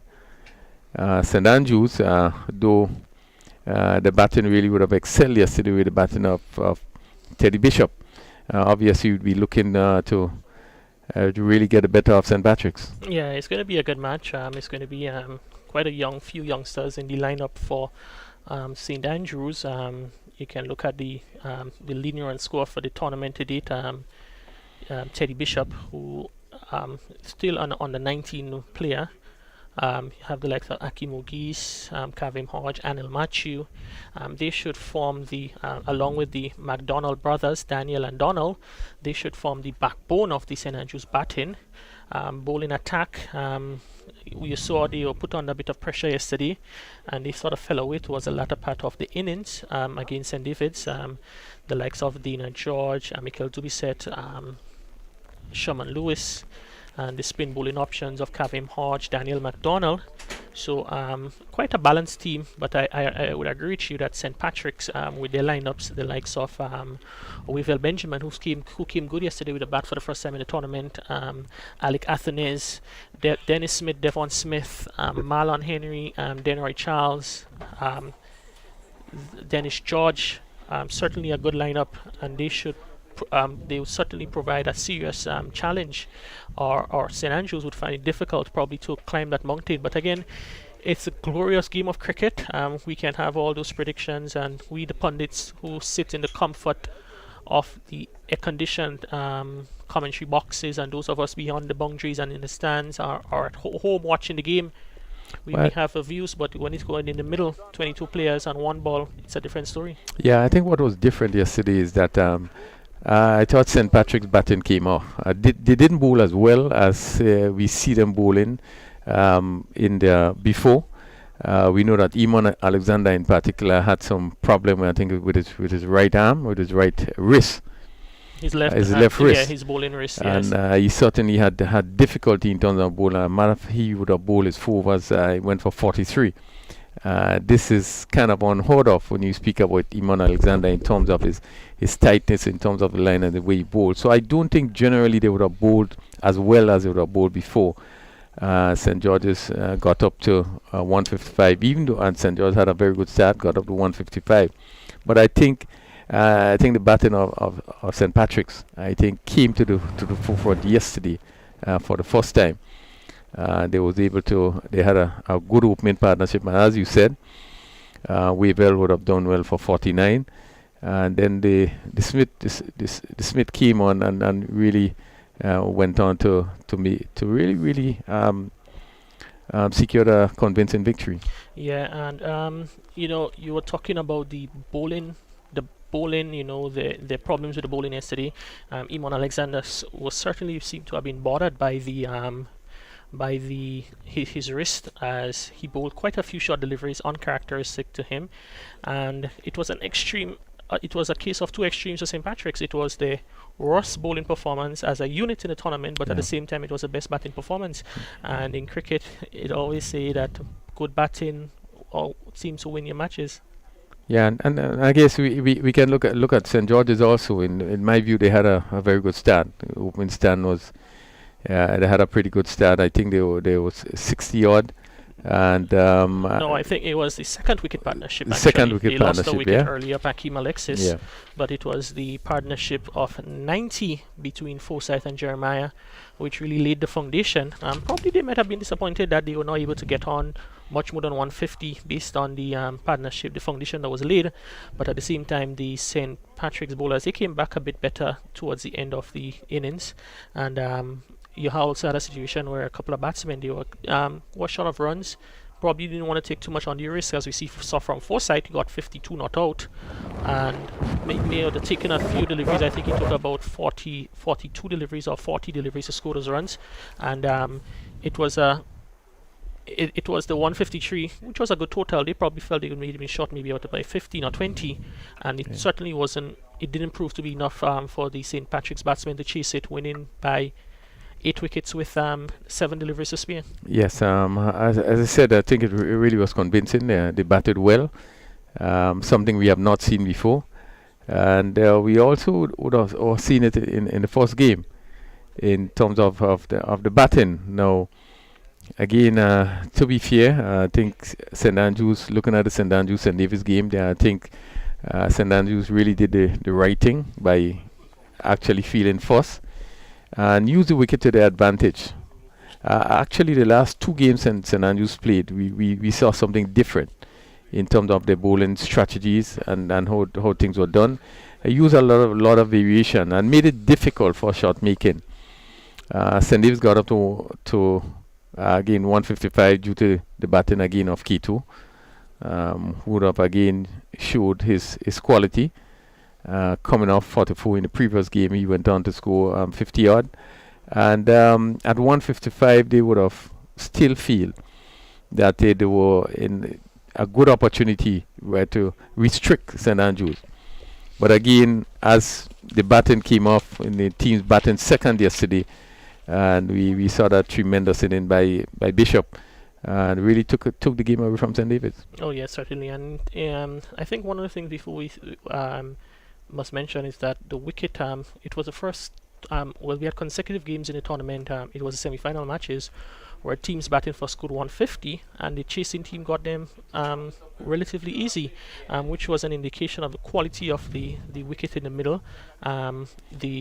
The wicket was quite good, and the same one that has been played on this morning most likely is going to be the one that's going to be used for the final later on this afternoon. And it shows that once good wickets are prepared, you know that the quality of cricket can improve, and it was certainly good to see that the batsmen finally came to the party. They went over 600 runs was scored. It's certainly a good indication, an indication of the excellent work that was done by the curator Rupert Tolas and his staff here at the National Stadium.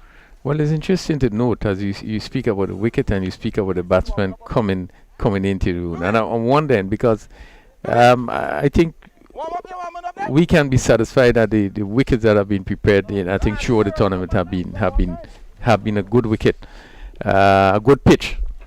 Certainly, it was good for batting if you put in an extra get bowling. But we found that the players was not coming up as we expected. That team was struggling to make runs. I don't know if maybe because players probably would have coming down to the end of the tournament. Now you more practice, you're into it. Probably would have been in a better position to perform as the tournaments come to the end. You know that is something that is of concern. One will look at that and question why it is that the teams were not scoring the kind of runs that they were expected to score early in the tournament. But again, we are about to begin. The good news is that the weather is fine. It's clear. Still a bit on overcast, but certainly is good, and we are about to restart. 8 for 1 St. David's as redhead. We're going to bowl it George, and this one down the leg side. He's looking to turn loud appeal. Loud appeal as the ball is taken down the leg side. Umpire mark is on move. George looking to turn down the leg side. Yeah, I think it was a situation of what would have happened to you and Jeremiah in the first innings. That one came off the tie of Keon George into the gloves of Emmanuel Stewart, and there's probably also some questions as whether or not the ball would have carried into the stumps into the gloves of as we see some argument between the captains in the middle, Forsyth, all in good spirit. I mean, these players that compete against each other. As we see, Keon is saying that the ball didn't carry. I don't think it played. It did. I don't think he played that one. So whether it carried or not, I think it was inconsequential. Is there a question of the ball carrying also? Yeah, I think the ball may have just dropped before it reached into the gloves of Emmanuel Stewart, but the ball coming off the pad could not have been dismissed, got behind anyway. That one is signal wide. Did that one just come back a bit and pass over the seemed to have come back. Good testing delivery as Georgie again looking to and just pull away as that ball went past him down the leg side. Well, good aggression by Redhead. Yeah, he's looking to bounce back from yesterday, where he would have received a spanking from the St. Patrick's batsmen, including especially Wavell Benjamin, who took quite a liking. Remember, the first ball of the inning was hit for a towering 6 back overhead, and really that set the stage for what was to come. Keon George guiding that one to, that is Cyrus. And I think Keon George would probably want to face as much deliveries from Nicholas Redhead. Doesn't want to expose the youngster Maidlam, but to Redhead. Yeah, he's probably a little better against the faster stuff. He himself has struggled against the slow bowling. And that would be the challenge for the St. David's batsman. Not being able to negotiate well the slower stuff. St. George attacking with a slip. Deep gully, backward point. And Mahi Lambert looking to get the single. Oh, he's out. I think direct hit from Akeem Alexis, and Mahi Lambert goes run out. Looking for a non-existent single. He had to turn halfway down the wicket, and he had to turn to get back in. Direct hit from Alexis, and St. David's have lost the second wicket. They're 9 for 2. Yeah, and a bad judgment by Lambert to where he was going. You know, and I think Judge's situation was kind of... As we see the replay from Lambert, I think Lambert was looking to take evasive action from the throw. Another more seasoned batsman would allow the ball to hit them, but Lambert take evasive action, doesn't want the ball to hit him. Instead, the ball went through and hits his stump, and Lambert goes for 2. St. David's 9 for 2 in over number 3. Yeah, just seemed to be overwhelmed with the situation. I think the pressure was really on him, and he was struggling, and certainly really missed judgment there as he went for a non-existent single. Yeah, that brings now Roland Kato to the crease. Kato has had done pretty well for his team coming in. When you look at the batting stats, he's just played 2 matches, but he's already the second leading run scorer for St. David's in their batting efforts. He has 98 from 2 innings. He would have scored 54 yesterday in the semi-final, and I believe he got 44 in last week Sunday against St. George's. So he's in a good vein of form, and we're looking to continue. But at the moment, they have to stabilize the innings a bit. 9 for 2 in over number 3. Yes, you know, I said before, 118 for victory is not. When you look at what has happened with the St. David's team, is not easy sailing. A batsman will really have to put their head down and bat.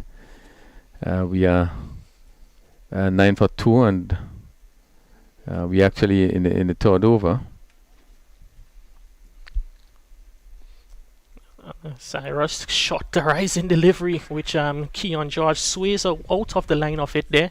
And it is as we said, it's a relatively modest total, but chase, but I'm sure that the St. George's bowlers, they're going to make St. David's have a tough time to overhaul that target. Yeah, they will be. Well, we trying to attack really from the first part of the game, as we see the field placement with the slip and goalie in place.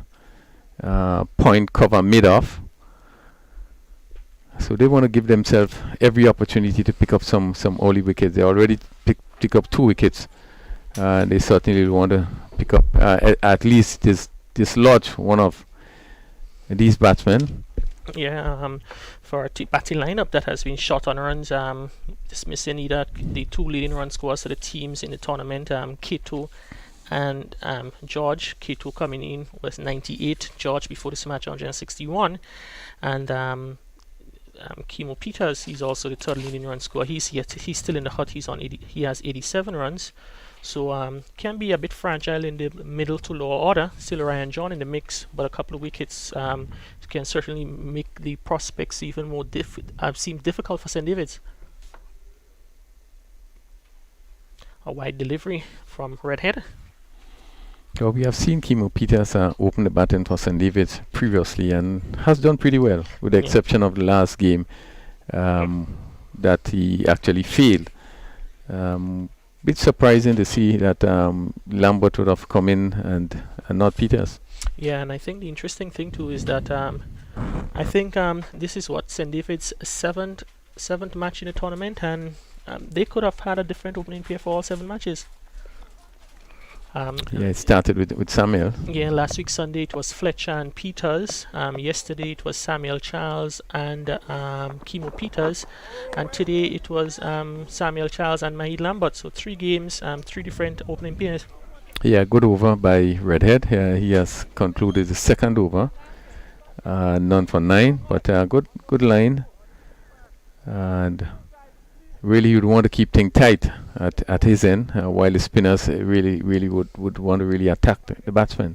Yeah, good start there from Redhead. Just 9 runs conceded, also bowled 2 wides there, and St. David's a bit watchful in the early goings, scoring at just 3.67 runs and over. As we see, it's going to be another over. It's going to be Kem Charles who will be bowling his 2nd over and the 4th over of the inning. Will be bowling to Keon George, who had some struggles yesterday against Rogers from St. Andrew, with a few balls outside the line of the off stump, and will be looking to better that today. Yeah, looks so tentative against the slow bowling. Look very unsure. And really seems as it could be a really uphill battle. Keon George, quite a number of experience on those shoulders of his. Crooney, I think he may have been one of the youngest Grenadian players to play senior cricket for Grenada. Well, it's highly possible. Yeah. Well, and I think probably Stuart probably would have been younger than him. Well, I think at the time when he made his debut for the senior national team, he may have been the youngest. Stuart would have came in after him, but Keon George, certainly one who has been noted to have a lot of talent at quite a young age. Probably those who are around the game may be disappointed a bit that he's not able to go further into maybe cementing himself as a regular on the Windward Islands senior team.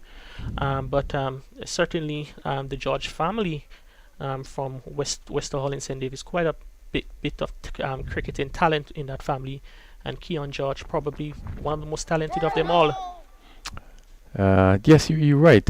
George was a player that I think a number of us were looking forward to get on to probably a Windward's team. The time was Windward's, not necessarily the Volcanoes, but showed tremendous talent, and was hoping that he would have really turned the corner to get to that point. It never happened. And that one goes back, quick single, opportunity for a run out.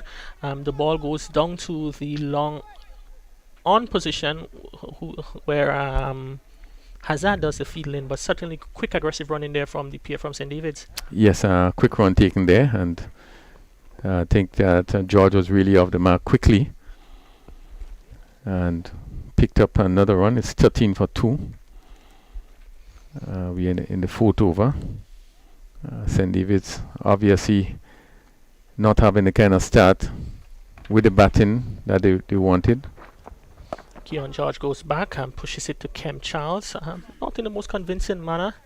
As you would have heard my co-commentator, Raphael Crooney, mention a couple of times that seems to have a bit of difficulties with the slower bowling. Certainly like it, the bowlers with pace and the ball coming onto the bat, but finds it a bit more difficult to negotiate the slower guys. So Charles bowled 2 overs, no maiden, 4 runs, 1 wicket. Redhead, 2 overs, no maiden, 9 runs, no wicket. 13 for 2, 4 overs. Good start for St. George's. Yeah, certainly a good containing start so far. Been quite disciplined, minus the two wides, which was delivered by Nicholas Redhead. But I think Kem Charles, very smart bowler, and looks to just keep the ball as he advances down the creases. That is Roland Cato looking to knock Nicholas Redhead off his line. I think that one probably would have been hit high up on the bat. Probably Redhead was expecting it to go towards the field, actually more towards the toe end of the bat. Redhead probably thought he'd have been carried to the field line mid-on. Instead, he just lobbed over his head, and by the time they turned around, the ball was already on the ground. So Cato, looking to throw the big man off his length, found himself in a little bit of difficulty on that occasion. Yes, well, I think he probably the pace of the delivery of having the swung and it took high up on the bat, and really had no control there, and that could have gone anywhere. Yeah, most certainly. Cato this time just comes forward and plays it short on the offside, looking for the single. But Kem Charles, who attacked that one quite well, denies the opportunity for such. Yeah, looking for the big shot there, Cato. I don't think he was really to the pitch of it. And as the ball pitched and bounced in, he tried to hit it probably on the up. But again, not hitting straight. Looking to probably hit somewhere over long on. And was lucky that it just went bouncing just in front of a mid-on would have been. That one is short and wide, and that one is dealt with by Cato. Shot and wide outside the off stump. He laced into that one. That one flew over the backward point region for 6, and Nicholas Redhead offering up a freebie there from Cato, which he gladly accepted. Yeah, you doesn't want to give him the room, and this one was, as we see now, was wide off the off stump, and really give him the opportunity to swing that bat. And no feeler in the deep, so really it was a safe shot, and it just went over that backward point or cover point boundary for 6. Yeah, good shot there from K2. The couple of deliveries ago was looking to attack and hit maybe over on side, but this time he was able to stand his ground and get maximum of his value of the shot. This time he attacks down the ground, and is that caught? We seems to may have dropped. He's out. He's given out by the umpire, and very smart catch there by Preston McSween. And Crony, previous delivery, he hit a good shot. This time again attacking down, didn't able to get to it, and Preston McSween took a very good catch low down. Well, I just speak a while ago about hitting straight, and again it was a really ill-disciplined shot. Again, ball fairly well up, but hitting across, where he could have just came forward and hit the ball straight. He looking to hit across, and that's the difference between, you look at these players, and you probably look at people like Bishop play. He would hit that ball straight, but he went down looking for power and swinging and hitting it in the air, and a good catch by McSween, who's at mid-on. Just came in and took that catch just before it went on the ground. Yeah, so St. George's, they've seen the back of Keto, who can be quite destructive. Very naughty dismissal there from the experienced and professional player from the St. Davis batting unit. Brings to the crease the left-handed Shondell Regis. So it's going to be a case of Regis and George looking to stabilize the innings a bit for St. David's, losing 3 early wickets. Inside the 5th over, we've seen the situation in the first innings where St. George's lost 3 for 3. Now St. David's, they are 3 wickets with 19 on the board. Well, we see the ill-disciplined play continues. Really form of immaturity in terms of his play in there.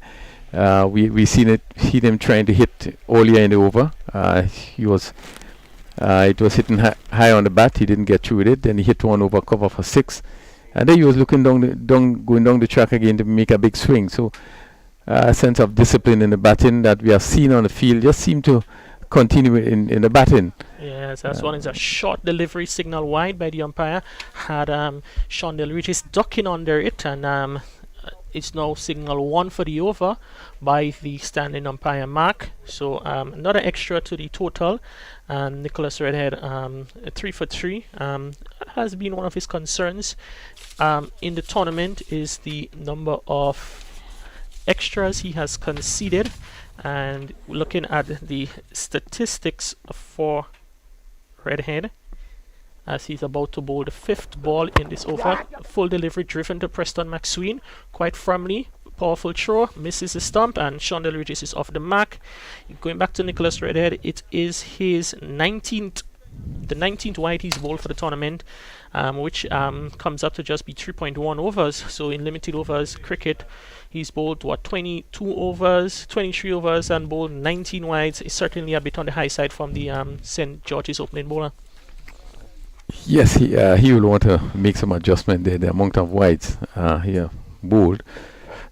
I must say that I didn't realize that he bowled so many wides. When you look at what has happened for St. David's, Imran Joseph, and also Jackson, they too bowl a tremendous amount of wide. And it's good that we are able to have those statistics so that we can point it out. Sometimes players would meet you after the game and they'll be like, "Oh, you're a bit harsh," and you can think that, but these are things that need to be pointed out, and we will not be able to have those information to give you if it wasn't for the work of our scorers. We've had a couple of them for the tournament. Yoel Roberts Johnson, the official scorer for the tournament.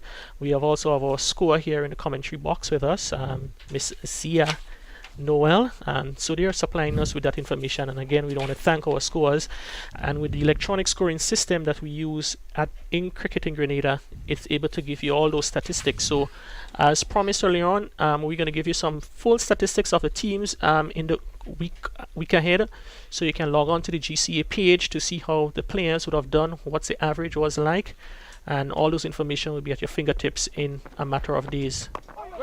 As that is Kim Charles, that's another over one, which was a bit close to Shondell Regis. Made some room to cut, can beat Akim Alexis in extra cover.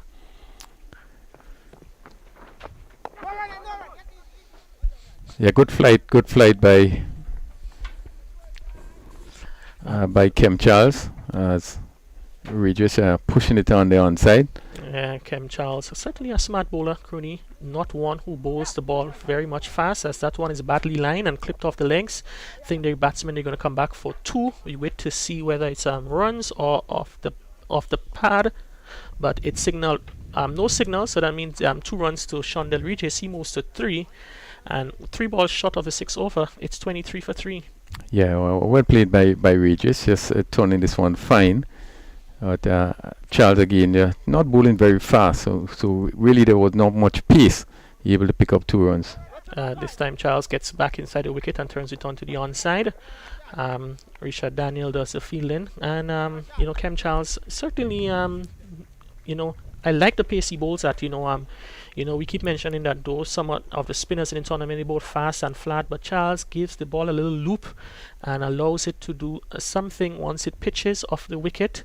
And as we see a drive over the outstretched hands of Hazard at mid-off. So 4 runs to Keon George, a ball which just eluded Hazard, and he is fortunate as he picks up his second boundary, and St. David's actually picks up his first boundary, and St. David's here 28 for 3. Yeah, he picked up 4 runs here, not a confident shot. It just went over the mid-off, who is just on the circle. One would have thought that if you're going to play that shot, you're going to play a full-blooded shot. But certainly he just choked it, and he just went over that mid-off fielder. And return coming there has Keon George scampering to get back for the second. So it's the end of the over in one which conceded 9 after 6 at the end of the power play. St. David's 30 for 3 in response to 118 for victory. Yes, and just to go back to the wides, I think it's interesting to note here for St. David's, we look at the bowlers. Imran Joseph, and he had 15 wides. And then Jackson had 16 wides, so it gives you an indication in terms of the bowlers. And again, I want to commend good work by our scorers, who have been able to give us all those information. At the end of the day, we have an understanding of the persons that have difficulty in terms of wides, so at least we can address it going forward. So really, really good work by our scorers, Zia and the others. Really good work. We really want to commend them for the work they have been doing. Most certainly, and that one is driven straight to Alexis. Probably just dropped a few, dropped just before it reached him. Would have hit him maybe in the leg or close to the knee area. Seems to be in a bit of discomfort at the moment. There in extra cover, still down and holding on to that. Can't see exactly where he's holding on to, but certainly in a bit of discomfort in the extra cover position. He's up and ready to soldier on. Seems may have hit him on the just wrist. Above the wrist. Shondell Regis is certainly a flamboyant player. Loves to a stroke and good catch there from Emmanuel Stewart. Shondell Regis got a short delivery which he wasn't able to negotiate well. The ball probably would have taken the edge, and Stewart probably just reacted a bit late, probably was unsighted by that ball. As we see the replay coming off the edge, Stewart was wrong-footed and he was able to move back to his right, to his left, to complete the catch, and it's a 4th wicket down. Shondell Regis goes for 4, and St. David, they're now 30 for 4. Yeah, good delivery ball by Redhead, I think, and pitch good length, and Regis again found himself in a uncomfortable position, looking to defend that delivery, and as that moved away from him, he just took it high up on the bat, and Stewart moving to his left, taking a good catch. And St. George is really fighting back really hard, picking up 4 wickets. We in the 7th over, and St. George is having St. David's 30 for 4. Yeah, as we see the replay of that one there, the feet of Shondell Regis, it really went nowhere. Looking to come forward, looking to go back, and he was stuck at the crease, and the ball just moved away from him slightly, took the edge, and a very good catch from Stewart. And so Nicholas Red is what we would say he's bowling a very hard length, getting the ball to he's getting something off the wicket, and it seems to pick up a bit of pace once it pitches. Shondell Regis was certainly his foot movement was a bit lacking on that occasion, offering a catch to Stewart, who gladly accepts behind the wicket. Well, he had been bowling quick, and I think the good thing is that St. George's would have continued with him. He's now bowling his fourth over, and really, I think to their advantage, I think it was good. I think likewise, we had the discussion when St. David's opening pair was bowling, and one thought that they should have probably gone through and allow the fast bowlers to bowl. Actually, the 4 overs, having St. George's in a spot of bother, and then they went to spin, which really eased the pressure, and runs came freely. Now we see, and I don't think St. George probably going to make that mistake. They're keeping the fast bowler on, and certainly they have Preston Maxwell to come on. They also have Tyrone Charles. Yeah, and Phil Darrell Cyrus. So, and I think the condition here really is ideal for this sort of swing bowling. It will be an uphill task for St. David's. Yeah, just need 88 runs as Ryan John goes back inside the line of that one. That one is signaled wide by the umpire. Ryan John got inside the line of it. Question probably would he have taken some of the jersey of the batsman? As we see the replay, a big initial movement from Ryan John is back into his crease, and that one was able to go down the leg side. Voice for us appeal there from Nicholas Redhead, but it was not really a convincing one from Emmanuel Stewart, who just threw the ball in the air, offering just minimal support. But wide is the decision from umpire Mark. It's a 5th wide now for Nicholas Redhead. It's 2 in this over. That one is just played with soft hands to the backward point area, where Cyrus, who has been made that position his own for St. George's, and does a fielding. Yeah, St. George's, I think really on top in this game, and do have a lot of options in terms of the bowling strength. Richard Daniel, we have the bowling of Cyrus or spin. Then we have Charles and Maxwell to come. Yeah, quite a few options available to the captain today. As Redhead, Ryan John is correctly behind that one, playing it onto the offside, where Akeem Alexis demonstrates yet again his footballing skills in the extra cover position. Yeah, good delivery by Redhead. And Ryan John, who haven't done too well. This is his 3rd game, and really haven't done too well. Yeah, aggregate of 25 runs in his prior 2 matches. Yeah, 25 runs. Yeah, so with a top score of 17. Yeah, we know that he's a quality player, and I don't think those low or blue patch would last for longer. And instead, what he does, he takes a full toss and he hits it straight to the fielder, Johan Jeremiah, at mid-off. Ryan John is certainly disappointed with that dismissal. Full toss from Nicholas Redhead, hit to Johan Jeremiah, who just backpedals a bit and takes an easy catch. And St. David's, they've lost their 5th wicket with 32 runs on the board. Yeah, and a poor shot, full toss, bad delivery, and just stood up and just hit it to mid-off. Yeah, it's again, Crony, I think it's just a reflection of the overall attitude of the match from what we have seen from the players. Just going through the motion there, a full toss, hit higher on the higher end of the bat, and offers a simple catch, and Nicholas Redhead returns probably his best figures for the tournament so far. He's 3 for 19 with still 1 ball to go. Yes, yeah, again, bad shot by Ryan John.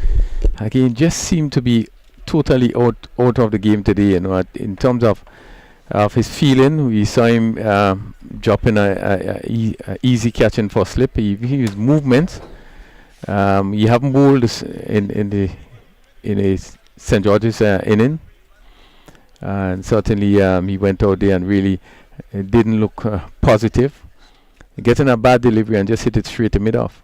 I guess it's one of those days, one of those matches that he would have played. As we see Nicholas Redhead about to complete his spell, and it just shows you, Crony, what the difference can happen in a matter of hours. Yesterday, Nicholas Redhead had a match which he would want to forget for St. George's with the ball. He bowled just 3 overs, and he went for 36 of those 3 overs. As he bowls his final delivery, good delivery to Hassan Jackson, who was covering up, and plays it onto the onto the onside. So it's the end of a very good spell from Nicholas Redhead. He picked up 3 wickets for 19 runs of his 4 overs, and yesterday we are saying none for 36, 3 for 19, less than 24 hours after. He would certainly feel that this is a better way to end his tournament. Yeah, he certainly will feel much better to pick up those wickets. I think he had 2 important wickets, picking out the wicket of Ryan John. He also had a good one to Regis when caught behind, and key too. 3 really valuable wickets. St. George's in full control now, 32 for 5. St. David's having lost, all the top batsmen. And it really would be an uphill task from here. We had 7 completed overs. Yeah, it's the Keon George, the last of the Mohicans. He has the responsibility on his shoulders now to remain out there. 7 overs bowled, himself and Haston Jackson. We still have the likes of Melvin Gordon in the hut, but I would agree with you, at this stage St. George's will be feeling much better, comfortable with their position in the match. Yeah, still need 85 from the last 13 overs. And when we look at the bowling option of St. George's, really look a tough one from here on. Yes, Kem Charles to bowl his final over. He has picked up 1 for 13 of his 3 overs. Kem Charles, my apologies, 1 for 13, corrected there by our score. And it just shows that a partnership, you talk about partnership in cricket with the bowling, the batting, the umpires, but in the commentary box, Crooney, we certainly depend on our scores and statisticians to keep us in line and to supply us with the correct information. Yeah, certainly, Charles. And St. George's opening bowlers now would have each of them would have gone through and bowled their 4 overs. Having picked up 5 wickets, they would want to keep the pressure on. Yeah, Charles now into his 4th. I think might be Cyrus coming in from the southern end of the ground next. He has bowled, I think, if not most, but all of his overs from that end, and may turn to either Preston or Tyrone to take up the action here. Well, they have St. George's have so many options, and the condition is really good for seam bowling. It's a sort of condition that the faster bowlers should relish to be able to move the ball about. And they have the option of Max Ween, Tyrone Charles, and also the spin of Daniel and Cyrus. As we see that one, that is Jackson came inside the line of that one and turning it behind square, where the crossover for a single. So just again to keep reminding you that the final was downstairs during the break of the innings, and I've seen that both players from both teams have started to arrive for that big matchup. Devon Smith, he's down here early, so too is Dennis Smith, and a number of the other players from St. Patrick, and a few from St. Andrew there on the ground. As the end of the spell from Kem Charles, a very good spell from Charles, 1 for 15 from his 4, finishing the tournament on with very economical figures, as he would certainly feel that he's made a contribution to his St. George's team for this tournament, and kudos to Kem Charles on a good performance. Yes, really a good performance today. He got 34, top score for St. George's, and as common bowl is 4 overs, and picked up 1 for 13. Really have been a good outing for him. 1 for 15 in his 4 overs, and really helped to put a stranglehold on St. David's batting. 34 for 5 of the 8 overs. Yeah, as we see, it's going to be as predicted. I would have predicted in the previous over. It's going to be Daryl Cyrus, the leg spinner, coming in from the southern end of the ground. And again, we just want to pay kudos to our viewers who are watching us from all corners of the world. I see a message there from Mr. Harold Paisady. He wanted to say hello to your Rafael Crony and company, and he's letting us know that he's looking on and enjoying the moments.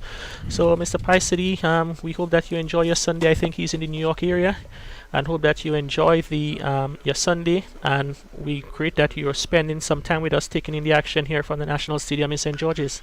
Well, it's so good to hear from my old good friend Harold Paisady. Happy to know that you are with us. We do hope that you stay safe in this difficult time, and you continue to follow us, continue to be with us. As we look to do a bit for cricket here in Grenada. You probably would have loved to be in the Spice Isle at this moment. That's what? Whoa! Jackson looking to make some room, and that ball was just speared in by Cyrus, and he was in certainly a bit of a discomfort there, as we see that one from Cyrus pitching on leg stump and continuing the angle down the leg side, and Jackson again, he survives that attempt. Yeah, quicker delivery by Cyrus. Again, you're looking to make room to play on the offside, and it really rushed into his pad. Hit outside the leg stump. And again, we've seen a variation from Cyrus. Always willing to use the quicker deliveries. Yeah, and Cyrus probably hasn't really developed or has confidence in yet bowling what we see the wrong on, but what he does is that the leg break, the one that goes straight on, he bowls the one that goes straight on, and he also bowls a varying pace, and he has had some good success in the tournament, as this one is faster and flatter to George outside the off stump and signal wide by the umpire. Cyrus, I think he is the 5th leading wicket taker in the tournament to date. He has picked up 9 wickets from 5 matches, as this one is clipped off the legs down to long on by Keon George for a single.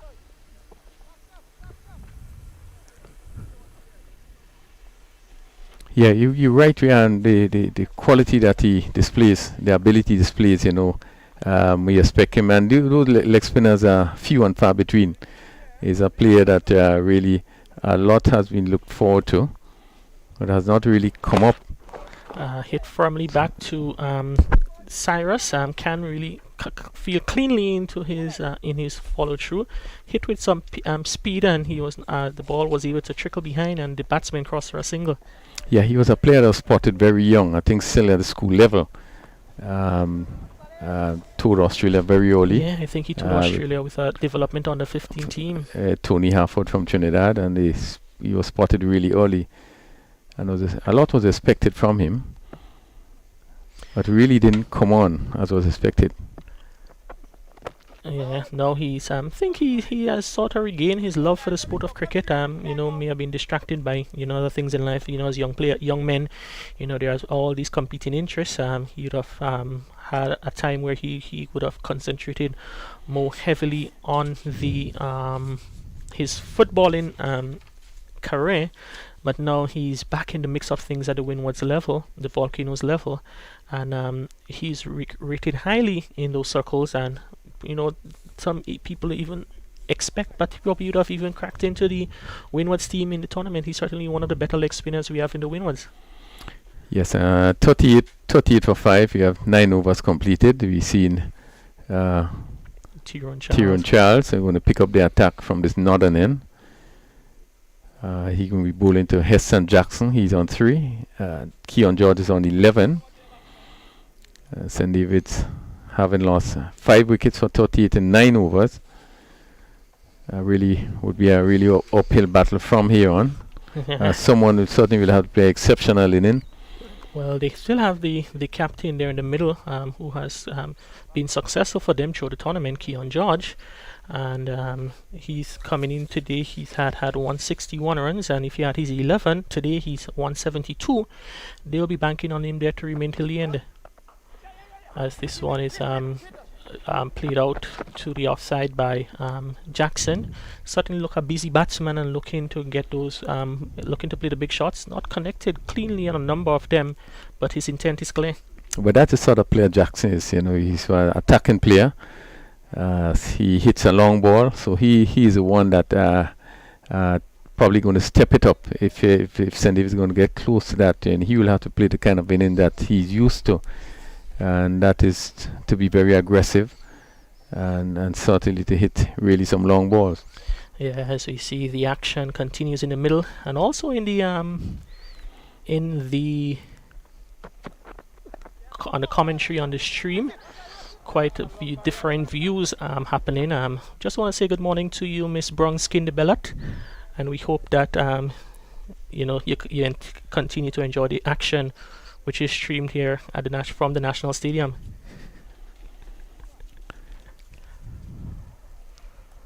Yeah, I think the captain Keon George really would be hoping that you're going to see the sort of innings from Heston Jackson that he can play, but they certainly need a partnership now. Yeah, has good delivery there. Jackson playing over that one as the ball passed between the bat and the pad, and Crony. It's so far you really need a partnership. These two in the middle, 40 for 5. Still 78 required from 63. It's a gettable total, but two batsmen need to put up the hand to chase the total to get the target. There have to be some form of partnership. I think right now St. George's can feel pretty confident. They are in charge at the moment, and they would want to keep the pressure on. That's gone close to edge behind, appeal for caught behind, umpires watching, he gives him out, so it's another wicket. It's wicket number 6. Jackson, that one probably was just a bit too close to look to play that shot. Probably just came off the look to maybe play it down the ground, but he was looking to hit it through the covers, and in the end he ended up really offering the simplest of catches to Emmanuel Stewart behind the stumps. So Stewart takes another good catch, and St. David's, they've lost their 6th wicket for 40 on the board. Yeah, good stuff by St. George's. Really coming back and really piling on the pressure. Again, Jackson playing in and out of sort. It's not his game, and one probably would question what are the strategy. Now we have Kimo Peters who now opened the batting and have done so well. He's coming in at number 8 at 40 for 6. Yeah. So probably you question what are the strategy, what are the the intention of the team in terms of what has been done. Yeah, as we watch the replay, they're just about to carry it off. Uncertainty there, and Jackson really he played that one with both feet off the ground and really looked ugly in executing that one. And as you say, I quite agree with you. I think probably Kimo Peter should have been a bit earlier on. He still have the likes of Melvin Gordon. May not have had the volume of runs that he's known to in the past, but I'm sure for that situation they may have been able to cope better with what is happening out in the middle. But he should have opened the batting. He had been doing that all the while. There's one game that he failed, which was the semi-final yesterday. So you had to use him at the top. Certainly, I think it seemed that it started wrong from the beginning. That delivery was too close to Jackson for the shot that he wanted to play, and the extra bounce would have really defeated him and taken the gloves. And the keeper accepting an easy catch. Tyrone Charles with the wind on his back beats Kimo Peters pushing blade outside the off stump. So as you said, it's really cool conditions here at the National Stadium. Crony would have been around for a while, and you know that the stadium can be, Queen's Park area can be very hot, at 12 o'clock in the day, but so far it's cool conditions and quite good for bowling. Yeah, and it seems as though the condition will probably remain so for I think most of the day. Therefore, the seam bowlers really should take advantage of it. Give the ball some time, keep the ball up to the bat. And we are seeing Charles in his first over just doing that, just getting the ball to just drag back and some just moving away. Good delivery again. The batsman pushing at it and the ball moving away from him. Really very good over ball by Charles. Yeah, a couple of deliveries as we see the last one from the over, pitching outside the off stump, and that one just held its line a bit. Had Kimo Peters reaching for it. Appeal there from the fielders behind the wicket. None so from no interest shown there by the bowler. But Kem Charles, very good start in this over, and for someone who will be playing on the 19th cricket in the week, he will be feeling good about heading into the tournament. Yeah, pretty good over by Charles. I probably would have been tempted to maybe bring Maxine from the other end, looking at the condition and what is happening. At 40 for 6, you probably just want to finish it, but that's not the thinking of St. George's as Cyrus continues. Cyrus gets one hit firmly back to him, which he doesn't collect cleanly, and Keon George goes through for a single. And as you said, the captain, he has the luxury of so much options that he's deciding to stick with his leg spin bowler from the southern end. And I think Preston probably prefer maybe coming from the northern end of the ground, maybe using the wind to keep to his advantage, maybe shipping the ball into the right or taking it away from the left-handed batsman. He has done a lot of work, and based on the situation St. George find themselves in, might probably just want to take a break and just allow the spinners to continue doing what they're doing. They're keeping things tight. That's a very good shot there from Kimo Peters.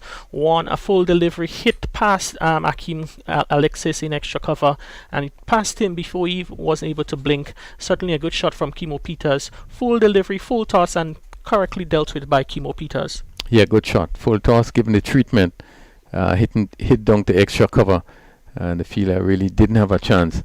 But confident shot by Peters, picking a gap. That time Peters gets one thrown up even further by Cyrus. Quite a loop on that one, looking for that big booming drive through the offside, misses it and cannons into the pads of the wicketkeeper. Yeah, what was necessary again, this one is hit down to long off, and the batsman going to pick up 2. Again, the lack of the foot movement. The previous ball tossed up and just had to step out and meet it on the full toss. He stood up and looking to drive, and just beat the bat.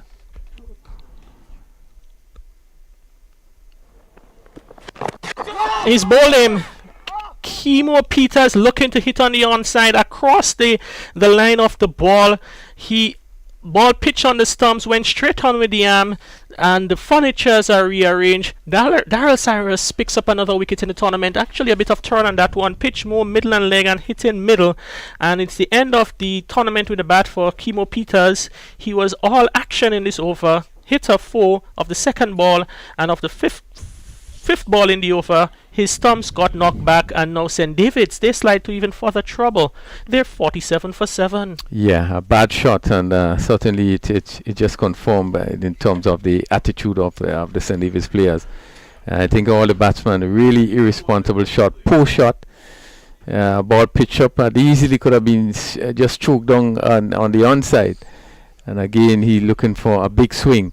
And really it seems as though the wheels have fallen off, and really we have seen really immature batting by the St. David's team, and really it just confirmed what we would have seen on the field. You coming into a game picking up 2 wickets very early without no one on the board, and you want to pile on the pressure. Well, that didn't happen really, and certainly at 33 for 3, 33 for 4, you're top 4. And really didn't look to pile on the pressure. Just seemed to have going through the motion. It continues into the batting. And at 47 for 7, St. George's really has come back and taken full control. Yes, it's going to be Daryl Cyrus to bowl to the new batsman, Melvin Gordon. Melvin Gordon coming in at number 9 for St. David's, Griffith Crooney. Certainly 10 years ago would not have been you would not have thought a position that Melvin Gordon would be batting. Yeah, certainly. He's also one player that showed quite good promise. Did not go on, and probably just left the game for a while also. As that one day overthrow is St. David's, they would receive from that wayward throw there from is that Tyrone Charles. So 2 more runs to St. David's, and at the end of over number 11, 50 has been registered on the board. 73 runs they took to get it, 3 4s and 1 6, but in the process they've lost 7 wickets. Well, St. George's continue to keep a stranglehold on St. David's. They are 50 for 7. We had the 11 overs completed. Keon George is on 13. Melvin Gordon just coming is on 2. and really from here I see difficult for St. David's to get up to that score required of 118. Yeah, most certainly, 68 required of 54. Still in the gettable range, going to need to score at 7.56. They have been scoring at 4.55. But with 3 wickets in hand, Keon George and Melvin Gordon at the crease, they will back themselves. But we know that there is not much batting left in the hut, as we see some beautiful shots of the hills of Dabo, which sits above the National Stadium, and it's certainly a picturesque view, and it's always a beautiful sight.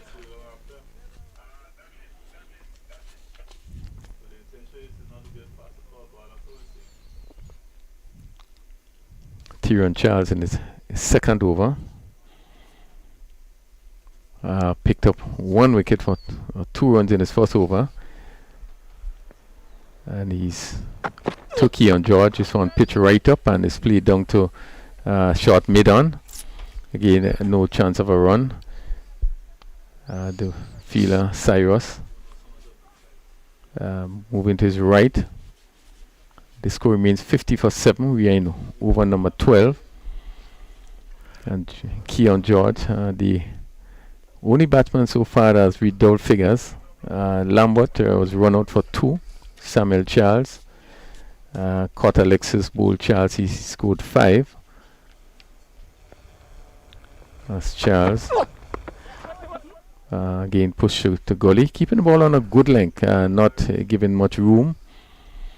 Just to continue the batting, Roland Keita was caught Maxwell Bull redhead for 7. Chandel Regis caught Stuart Bull redhead 4. Ryan John caught Jeremiah Bull redhead, no score. Hassan Jackson caught Stuart Bull Tyrone Charles for 4. Kimo Peters bowled by Cyrus for 6. Gordon not out 2, and Keon George not out 13. A short delivery which had Keon George ducking under, as it signaled 1 for the over by the umpire. So a bit of aggression there shown by Tyrone Charles, just to alert the batsman Keon George that he has a short one and he needs to look out for it. As we see the still overcast conditions, a few more dark clouds lingering above. For the sake of this remainder of this match and for the final, we hope that it passes by us, as it's going to be a big one later on, and we hope that we can get all 40 overs allocated for that match in. Yeah, it seems that I feel confident that the weather going to be fine. It really probably may not be the best weather, but good for cricket, and having the sort of facility here, but we feel confident that we'll be able to have a good finals. Yeah, as that is Tyrone Charles continues to bowl good over so far, 5 dot deliveries, and looking to keep the pressure on against the St. David's captain. So far he's 1.5 overs, no maiden 1 for 2, and he will be looking to finish strong this over.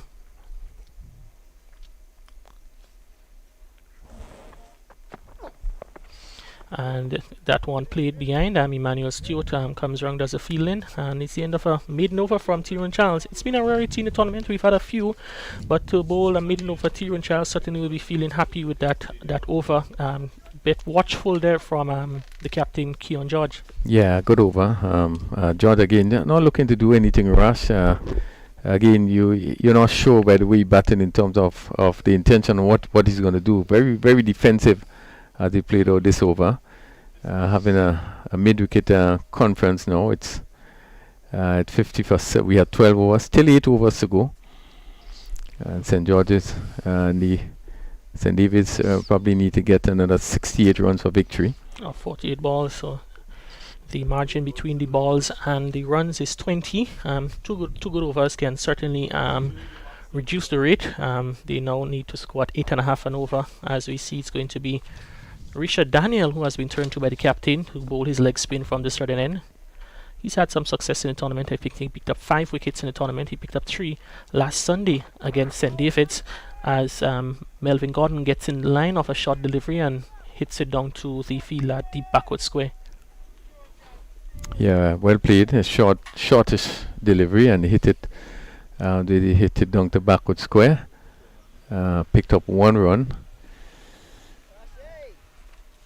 Keon George, he's on 13, comes into strike, and let's see what he does. This one on drive, good shot. This is going to rush into the boundary for 4.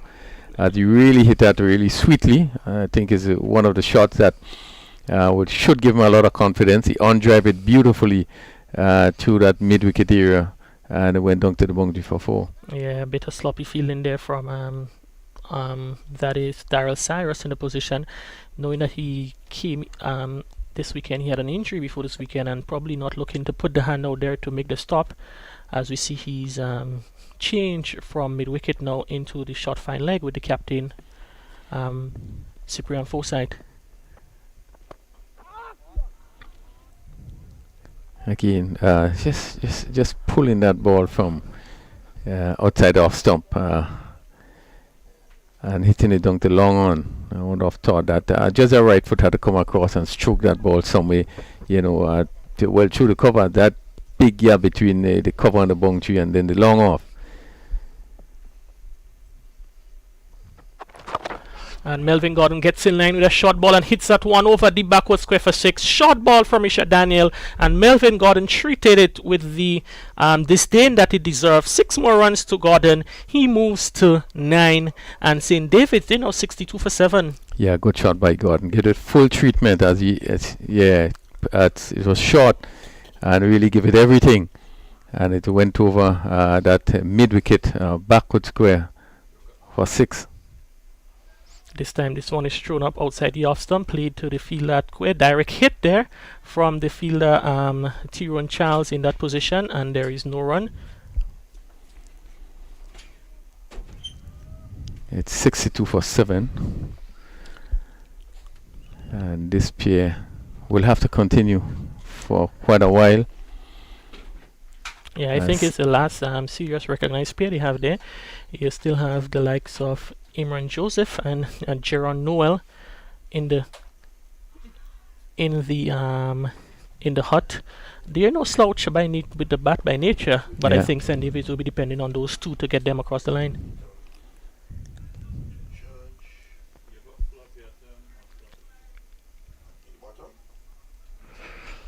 As the completion of the over there from Daniel, one which he lead 13 runs, bit expensive in the context of the match, and after 13 overs, St. David's here 63 for 7, require another 55 of 7 overs, 55 in 42 balls. Yeah, the most expensive over bowled by St. George's. 13 runs coming out of this over, and 63 for 7. We have 13 overs bowled. Again, a mid-wicket conference. Now we see one of the players going out. Certainly probably might be going out with some message. St. David's really will have to bat well if they're going to get up to that required score of 118. St. George's coming back strongly, picking up 7 wickets, 63.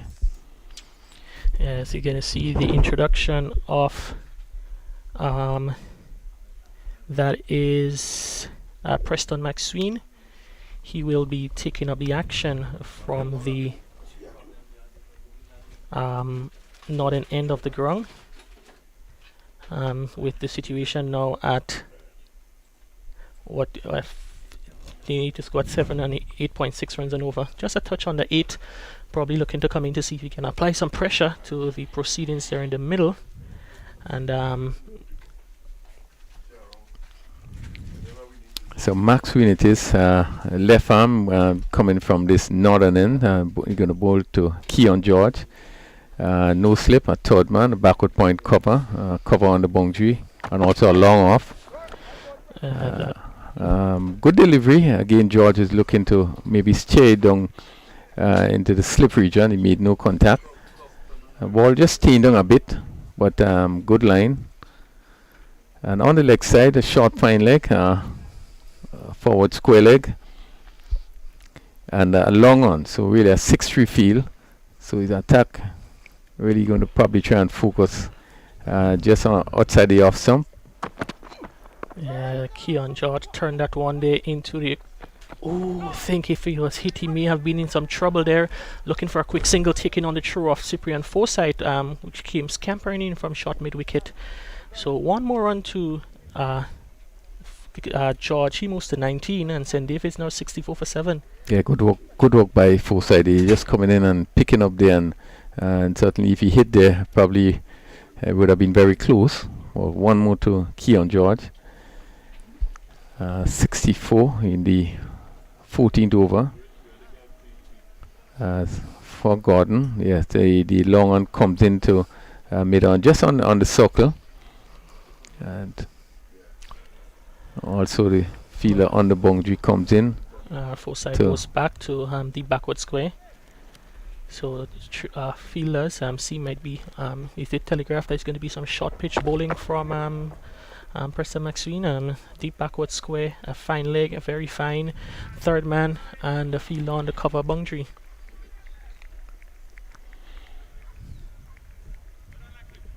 And with off view on Jeremiah, he's back on the long off boundary. Mid-on is inside the circle.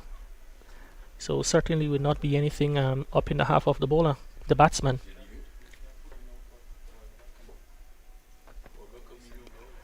And he turns it behind square. Gordon runs the first one with a bit of urgency, looking for maybe a second. Yeah, a lot of space on the just forward of the umpire there, and the fielder at mid-wicket, straightish mid-wicket, had some running to do. Now Forsyth comes into square leg, just to the right of the umpire. The mid-wicket goes back on the boundary, the long one goes back on the boundary. Yeah, you see for George, mid-wicket is employed deep mid-wicket, and with the fielder in short at square leg. And for Gordon, it's the opposite, square leg back and mid-wicket in.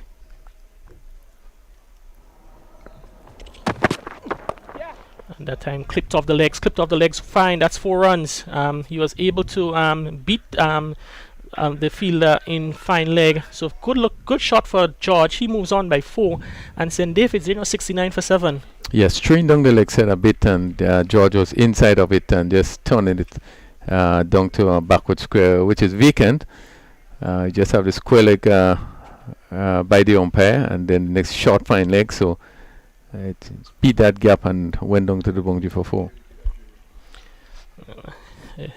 Preston McSween continues. This time the ball on the middle stump and played out to the leg side. Crony, with all that action you've seen happening on the leg side, surprised there is not another fielder inside the circle on the leg side. Yeah, definitely should be. You have the square leg, you should have your mid-wicket in place.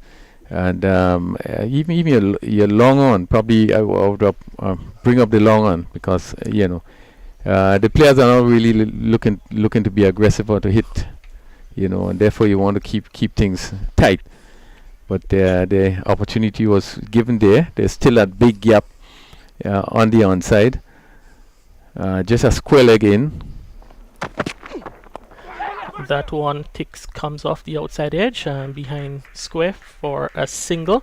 So Melvin Gordon and Keon George, they have been involved in a partnership now, yielding 24 runs as the 14th over comes to an end. Still needed 47 of 6 overs with 3 wickets in hand. Yeah, the biggest partnership of the inning, 24. It's 71 for 7. 14 overs completed. This pair again is having a mid-wicket conference, and this is something that we haven't been seeing pretty consistently throughout this tournament in terms of batsmen meeting and maybe looking at this, analyzing the situation and planning.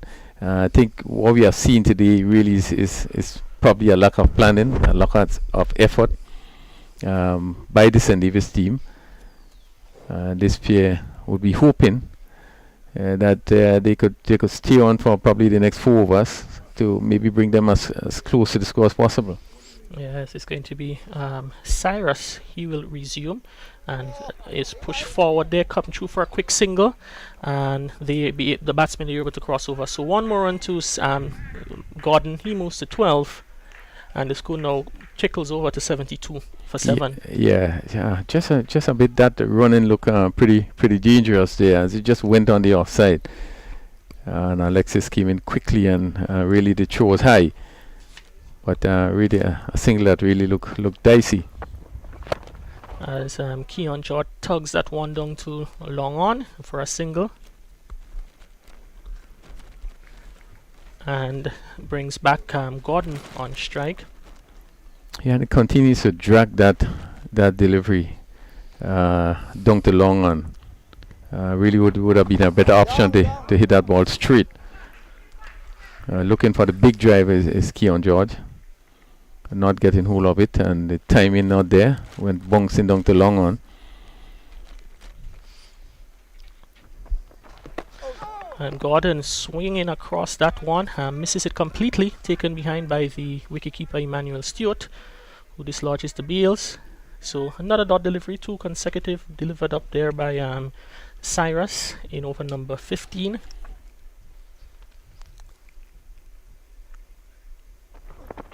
Again, Gordon drives firmly down the ground for another single, and Rooney even seems to be getting a bit even more darker lately. Some even heavier clouds sailing in from the eastern side over to the western end. Again, Keon George drives down the ground. The fielder at long on does the fielding, so it's the end of the 15th over, one which conceded 4 runs, and with 5 overs to go, St. David's, they need 43 for victory with 3 wickets in hand.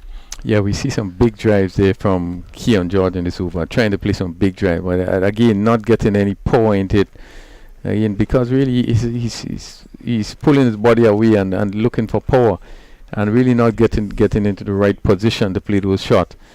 And as such, he was only able to pick up 1 run. But some overpitch delivery that really should have been, being hit away, but not being able to get power, and not being able to get direction. Really, because really not in position.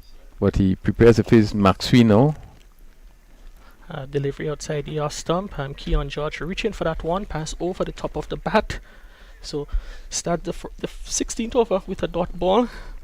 Yeah, looking to beat the backward point, and really, if he got hold of that, really would have really rushed to the boundary. There's no feeler there, but they would no need to really step it up if they going to seriously challenge the score. He's again the bad judgment, looking to come along the track before the ball is being delivered. And if he waited, probably would have been a better position to hit it square. Yeah, and the bowler was able to react on notification, see the batsman advancing down the wicket. He was able to throw it further away from his reach, and Keon George was not able to get hold of it.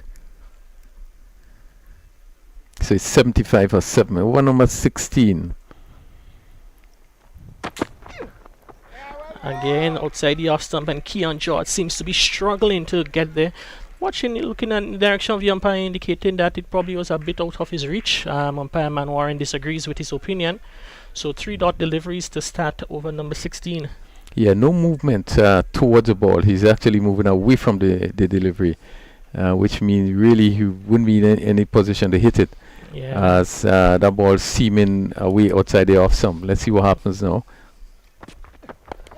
That one, he's able to get some bat onto it, but he plays it back down the pitch where that is Maxwell moves to his left to collect. So good over so far from Maxwell. 4 dot deliveries. Seems to be applying the pressure a bit on the St. David's skipper, who is now 26 of 40.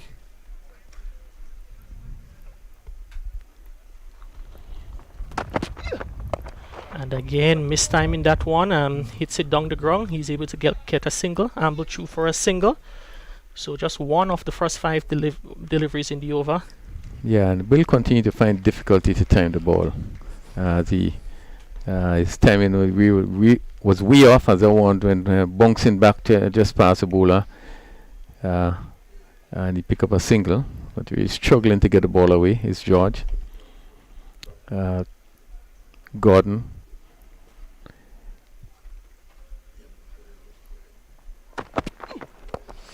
Gordon hits down the ground. Doesn't time it that well. Luckily for him, it doesn't, as Jeremiah running in off the long on boundary is not able to get close to that one. So an over, good over from Preston McSween, one which conceded just 2 runs, and means that it's 77 for 7 after 16. St. David's need 41 of 24 at 10 and a quarter run and over. Yeah, good over by McSween. You could see him using some variation there. Slower delivery, that last delivery, and they Gordon, they're looking for the big hit, only able to get it just over the ball ahead and pick up another single. But at 77 for 7 with 4 overs to go, certainly they'll have begin that attack from both ends. Yeah, it seems to be some arena wrong too, as we saw some camera shots there that shows that there is some heavy overhead clouds, quite dark and grey, as the 17th over about to commence here. Might not pose an immediate threat for this one, but might probably affect the start of the next match, as this one is spinning across the Melvin Gordon, and another dot delivery in the books of in the computers of our scores. Yeah, and St. David continues to struggle with its batting. As we see the sprinkle moves across the ground, light drizzle, and now. And Gordon looking to swing that slower delivery there from Cyrus. He's able to hit on the pad, and he goes behind shot of Max Forsyth in a fine leg. The batsman crossover for us leg by. Now 78 for 4. 40 of 22 required. Again, Crooney would have described that type of shot quite a bit in this inning so far from George, looking to tug that ball. He's not getting close enough to the line of the delivery, and instead just hit it down too long on, and another single. Yeah, I think it's happening because of his stance and the position where the bat comes from. Everything there just seem to be going down to that on the leg side, to that long on position. You just need to, if you're going to hit straight, I think most of those deliveries will go back to the boundary. But he's really tugging, really swinging, instead of just probably opening up himself a bit and try to hit straighter. Yeah, as 2 balls left in this spell for Cyrus. He's picked up 1 for 20. As the fielders not the fielders, but the players involved in the next match, we see they're going through some warm-up actions close to the boundary ropes. Again, sort of. And that one goes through the fielder. Bad effort there from the fielder on the long on boundary. He was able to get it wrong, but not able to field it cleanly and make it to be on Jeremiah.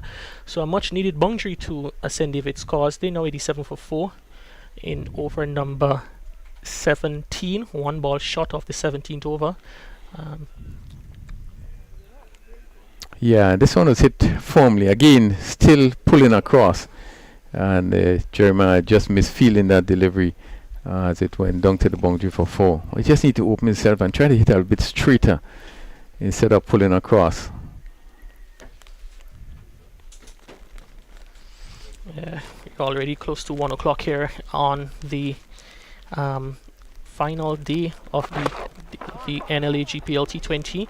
3 overs left after this one, and with the score 85 for 7, St. David's would need 33 of the final 3 overs to score. They need to score at 11 runs and over. So it's certainly going to be all action from here on out. I think Preston McSween has 2 left, and probably the captain may turn to Tyrone Charles to bowl the third. Yeah, very interesting. 85 for 7. I think St. George's still have so many options in terms of keeping it tight, but 2020 cricket, as you know, career and anything can happen in 1 over. It takes 1 big over. But it will be a tough one. Yeah, it will be tough for St. David's, but not impossible. Not impossible at all. 33, 11 runs and over. 18 balls, 33 runs. Just require 1 big over, as we see the sprinkle continues, maybe in heavy droplets, as McSween bowls to George, who hits a slower ball down the ground where Jeremiah does the fielding. So Jeremiah, he has to move from long off to long off, and he's a youngster, so he'll be expected to do the heavy miles in the field. Yeah, good sensible bowling by Maxwell, slowing it up. Batsman having to reach for it.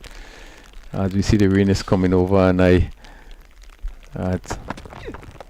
and that one certainly being affected by the condition, helped behind square for 6. So a full toss on the hips of the batsman, helped behind square for 6. So a good 6 runs to Gordon, and 6 important runs to St. David's. They're now 92 for 7. Yeah, good shot, and a bad delivery as we look at it here, full. And even though it's a bad delivery, he had to make use of it, and he hit it well over backward square for welcome 6. Yeah, and I think the partnership now moves on to 45. Match saving partnership so far from the pair, the 9th wicket pair from St. David's, as Gordon is 21 and George is 34. This one hits over the field at backward point for another boundary. So Melvin Gordon seems to be enjoying the proceedings at the middle. One full hit over the backward square. This one short and wide outside the off stump, hit over the fielder at backward point for 4. And St. David's, they're now back in it. They're now 22 required from just 15 balls. Yeah, good shot by they played by Melvin Gordon. I think it was short, and they really got on top of it, just over the backward point. Who jumped, was not able to get their hand to it, and it went down to the boundary for 4. But as you said, Kerry, a little sprinkle, certainly can have the bowlers bowling a little bit offline. I think the full toss that was hit for 6 certainly seemed to have slipped. This one was short, and he gave it the right treatment. Yeah, it has. They seem to Alexis there in extra cover doing some wiping of the ball to get some of the moisture off it, and Gordon gets in line. Can be interesting there. Gordon played it back to the fielder Maxwell, looking for a single. Probably in the process, inadvertently, may have kicked the ball, but he was able to get back home. And he fights to save, lives to see another day. Yeah, very interesting. Just seemed to block the. No. Yeah, I think he probably was kind of shadowing the ball with his body to keep the fielder away from it. Yeah. Might have been interesting. Maybe another captain may probably ask a question from the umpire whether or not would have been obstruction. Certainly. But knowing the two teams and the friendly nature they played the game, that was not on the cards today. Delivery wrapped in Gordon on the pad, and the batsmen, they go through for a single, a leg by. So one more run to the total, and it's a 50 partnership up for St. David's. 50 in 44 balls, 30 minutes, 4 fours and 2 sixes. 50 for the 9th wicket. It's actually the highest partnership.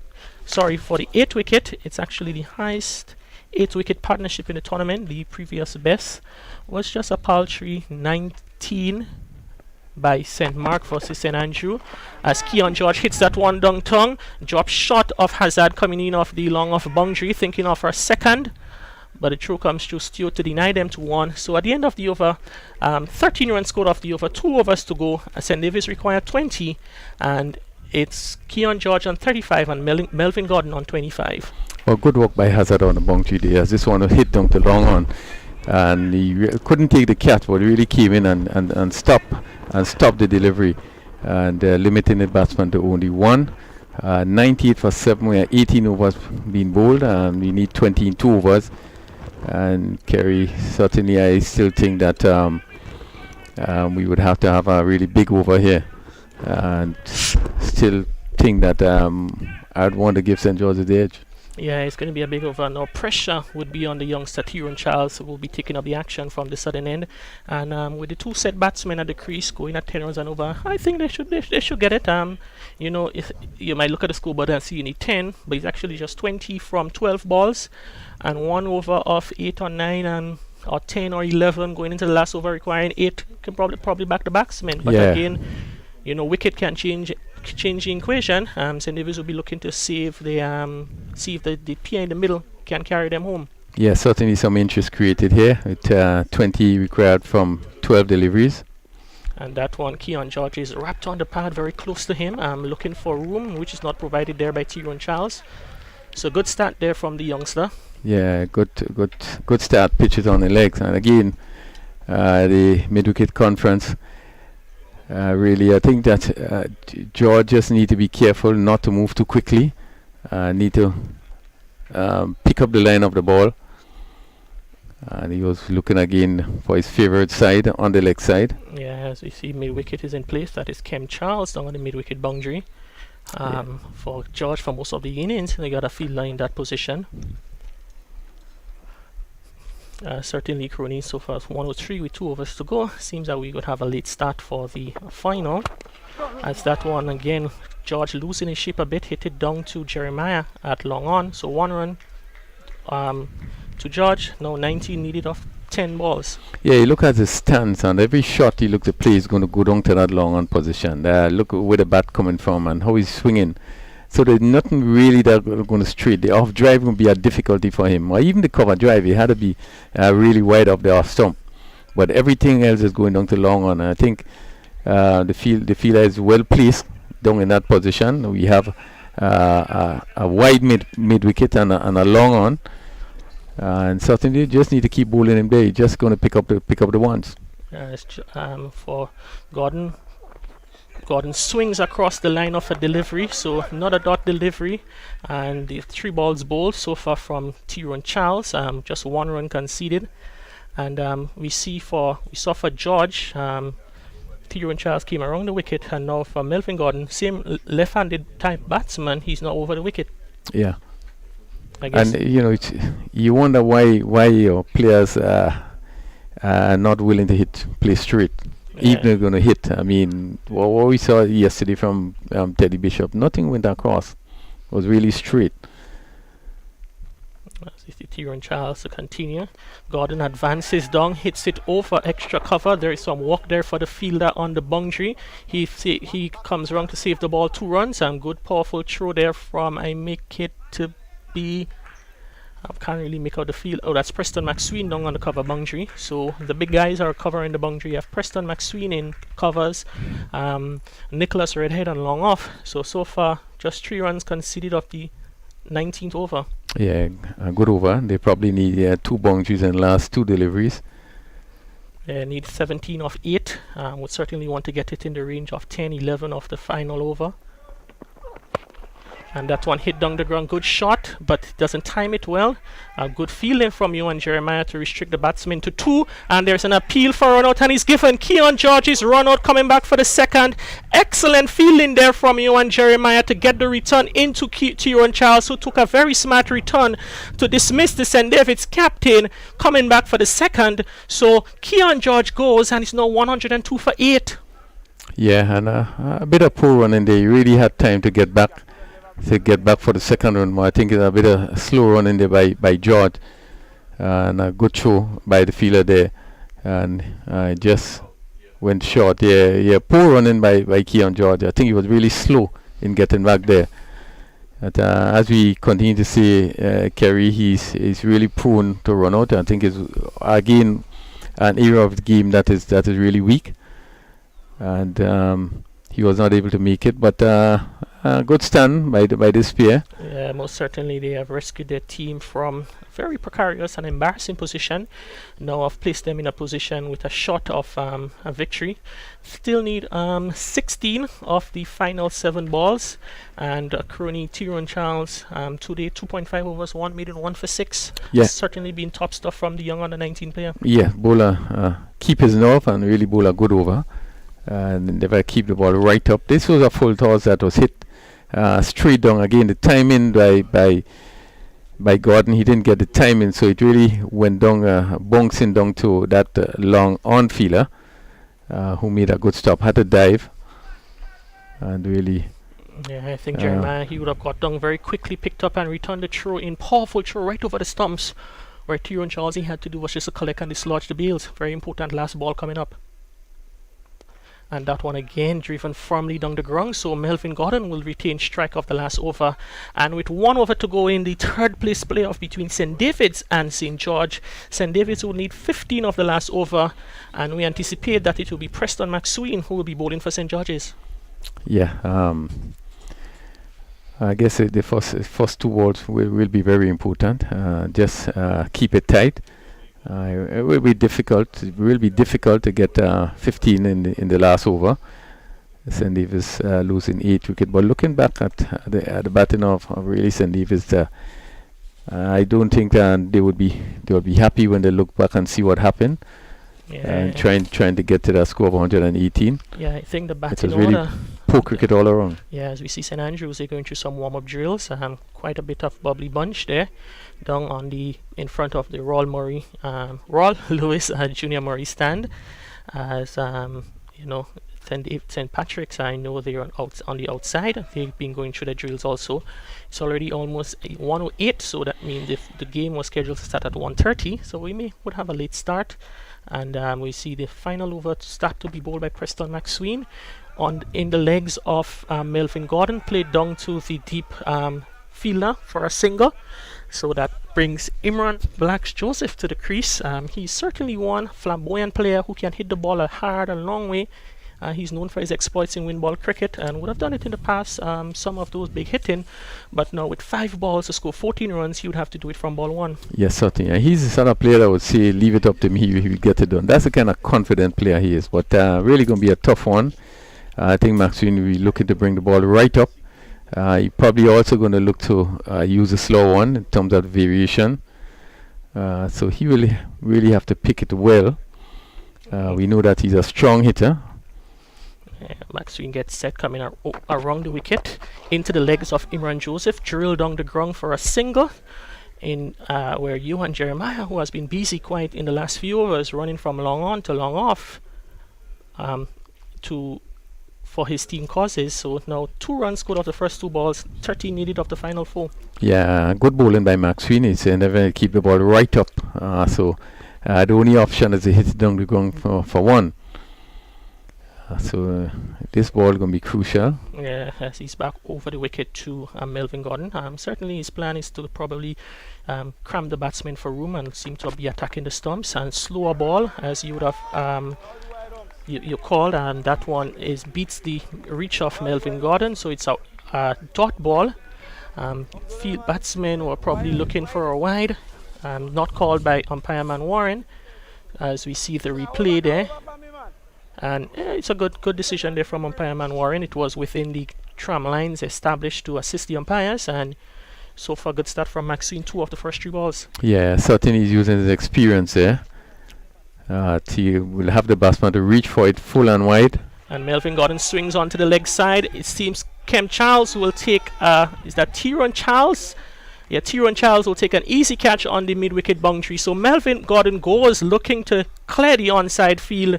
Can't beat Tyrone Charles on the mid-wicket boundary. So it's a 9-wicket down now, and I think it's almost curtains in this encounter with 13 required of the final 2 balls. I think the most that can happen now, Crony, is going to be a tie. I do not think we have enough time for the super over. So if 2 sixes are hit off the final ball, the decision who wins this match will come down to who scored the most boundaries throughout the match.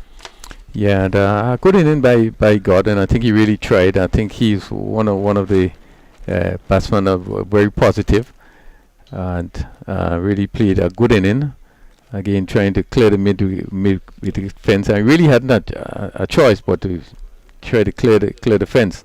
Yeah, and just held out on the boundary. So yeah, he had a good knock, and certainly I think if your end it could be very difficult unless Imran Joseph can do the impossible, hit 2 sixes in 2 deliveries. Yeah, as straight into the wicket, number 11 batsman with number 10 on his back, Jaron Noel. And Blacks winds up and hits over wide long off for 6. So it is possible now with 1 ball to go, 7 runs to score. Blacks would be looking for another 6 to probably tie the encounter. Yeah, slow ball there and hit well.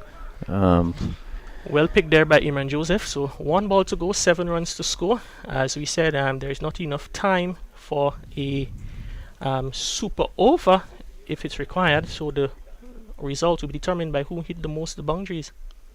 if the game goes that stage, as we see a shorter ball, and Preston McSween ensures that scenario doesn't play out as a batsman. They play down the ground, coming back for 2. The return comes in, so it's victory to St. George's in the third place playoff, winning by 4 runs against St. David's. At the end, it became a competitive game due to the partnership between Melvin Gordon and Keon George, but when those 2 batsmen was dismissed not too far from each other, it was all curtains here at the National Stadium. Yeah, certainly a good performance by St. George. I think they more wanted to win today. I think they played better cricket. There was more focus, and certainly they deserved the victory. St. David just going down just by 4 runs, but really it wasn't good cricket really by St. David's. I don't think they bowled well, they field well, and the batting was awful, and really St. George's would have come back strongly to bowl St. David's for 113. Just look at the scorecard. Shondell Regis, he was caught by Stuart Bull redhead for 4. Ryan John caught Jeremiah Bull redhead, no score. Hassan Jackson caught Stuart Bull Charles for 4. Kimo Peters, he made 6. And just from the top, Mahed Lambert run out. He scored 2. Samuel Charles caught Alexis Bull Charles for 5. Keon George run out. He scored 36, top score with 36. Roland Keto was caught by Maxwell Bull redhead 7. Shondell Regis caught Stuart Bull redhead 4. Ryan John caught Jeremiah Bull redhead, no score. Heston Jackson caught Stuart Bull Charles 4. Kimo Peters Bull Cyrus 6. Melvin Gordon caught Charles Bulls Maxwell for 30. Joseph not out 9. Noel not out, no score. 113 for 9. Nicholas Redhead 4 overs, no maiden, 19 runs, 3 wickets. Kem Charles 4 overs, no maiden, 15 runs, 1 wicket. Darrell Cyrus 4 overs, no maiden, 25 runs, 1 wicket. Tyrone Charles 3 overs, 1 maiden, 7 runs, 1 wicket. Rashid Daniel 1 over for 13 runs, and Preston McSween 4 overs, 1 for 32. And St. George's winning by 4 runs in this third place playoff.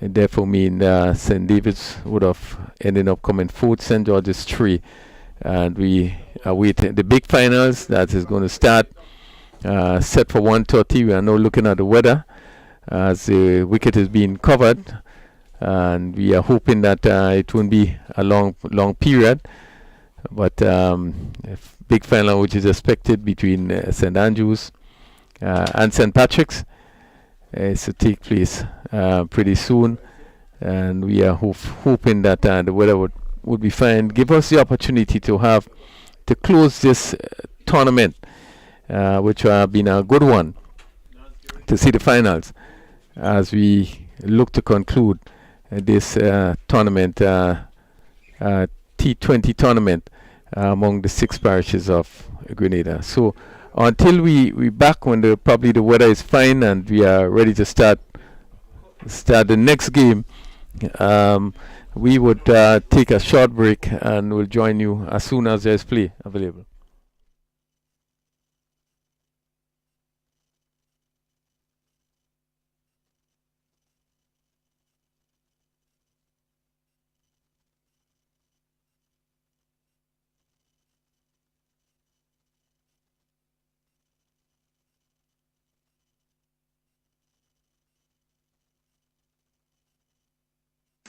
More jackpot money, more reasons to play this game. More money for way. Super 6 a bigger jackpot game. Now you love Super 6 even more. With more money. To the jackpot galore. Play more, win more, have more fun. With more jackpot money, Super 6 is my number 1. with the new and improved Super 6 game, the jackpot keep growing and growing. I'm growing. More jackpot money, more reasons to play this game. More money for way. Super 6 a bigger jackpot game. Super 6, bigger jackpots, more chances to win.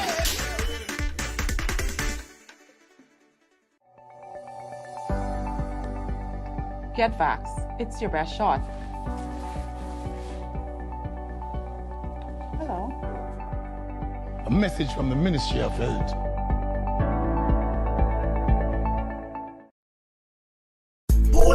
Natural Spring Water is a water for every occasion on the field of sports, at your workplace. Just open the bottle and savor the pure, refreshing taste. Holy Natural Spring Water is produced in Mama Can St. Andrews and is available in all sizes nationwide. To order, telephone 444-7654 or 533-7654. Holy Natural Spring Water, Grenada's purest bottled water.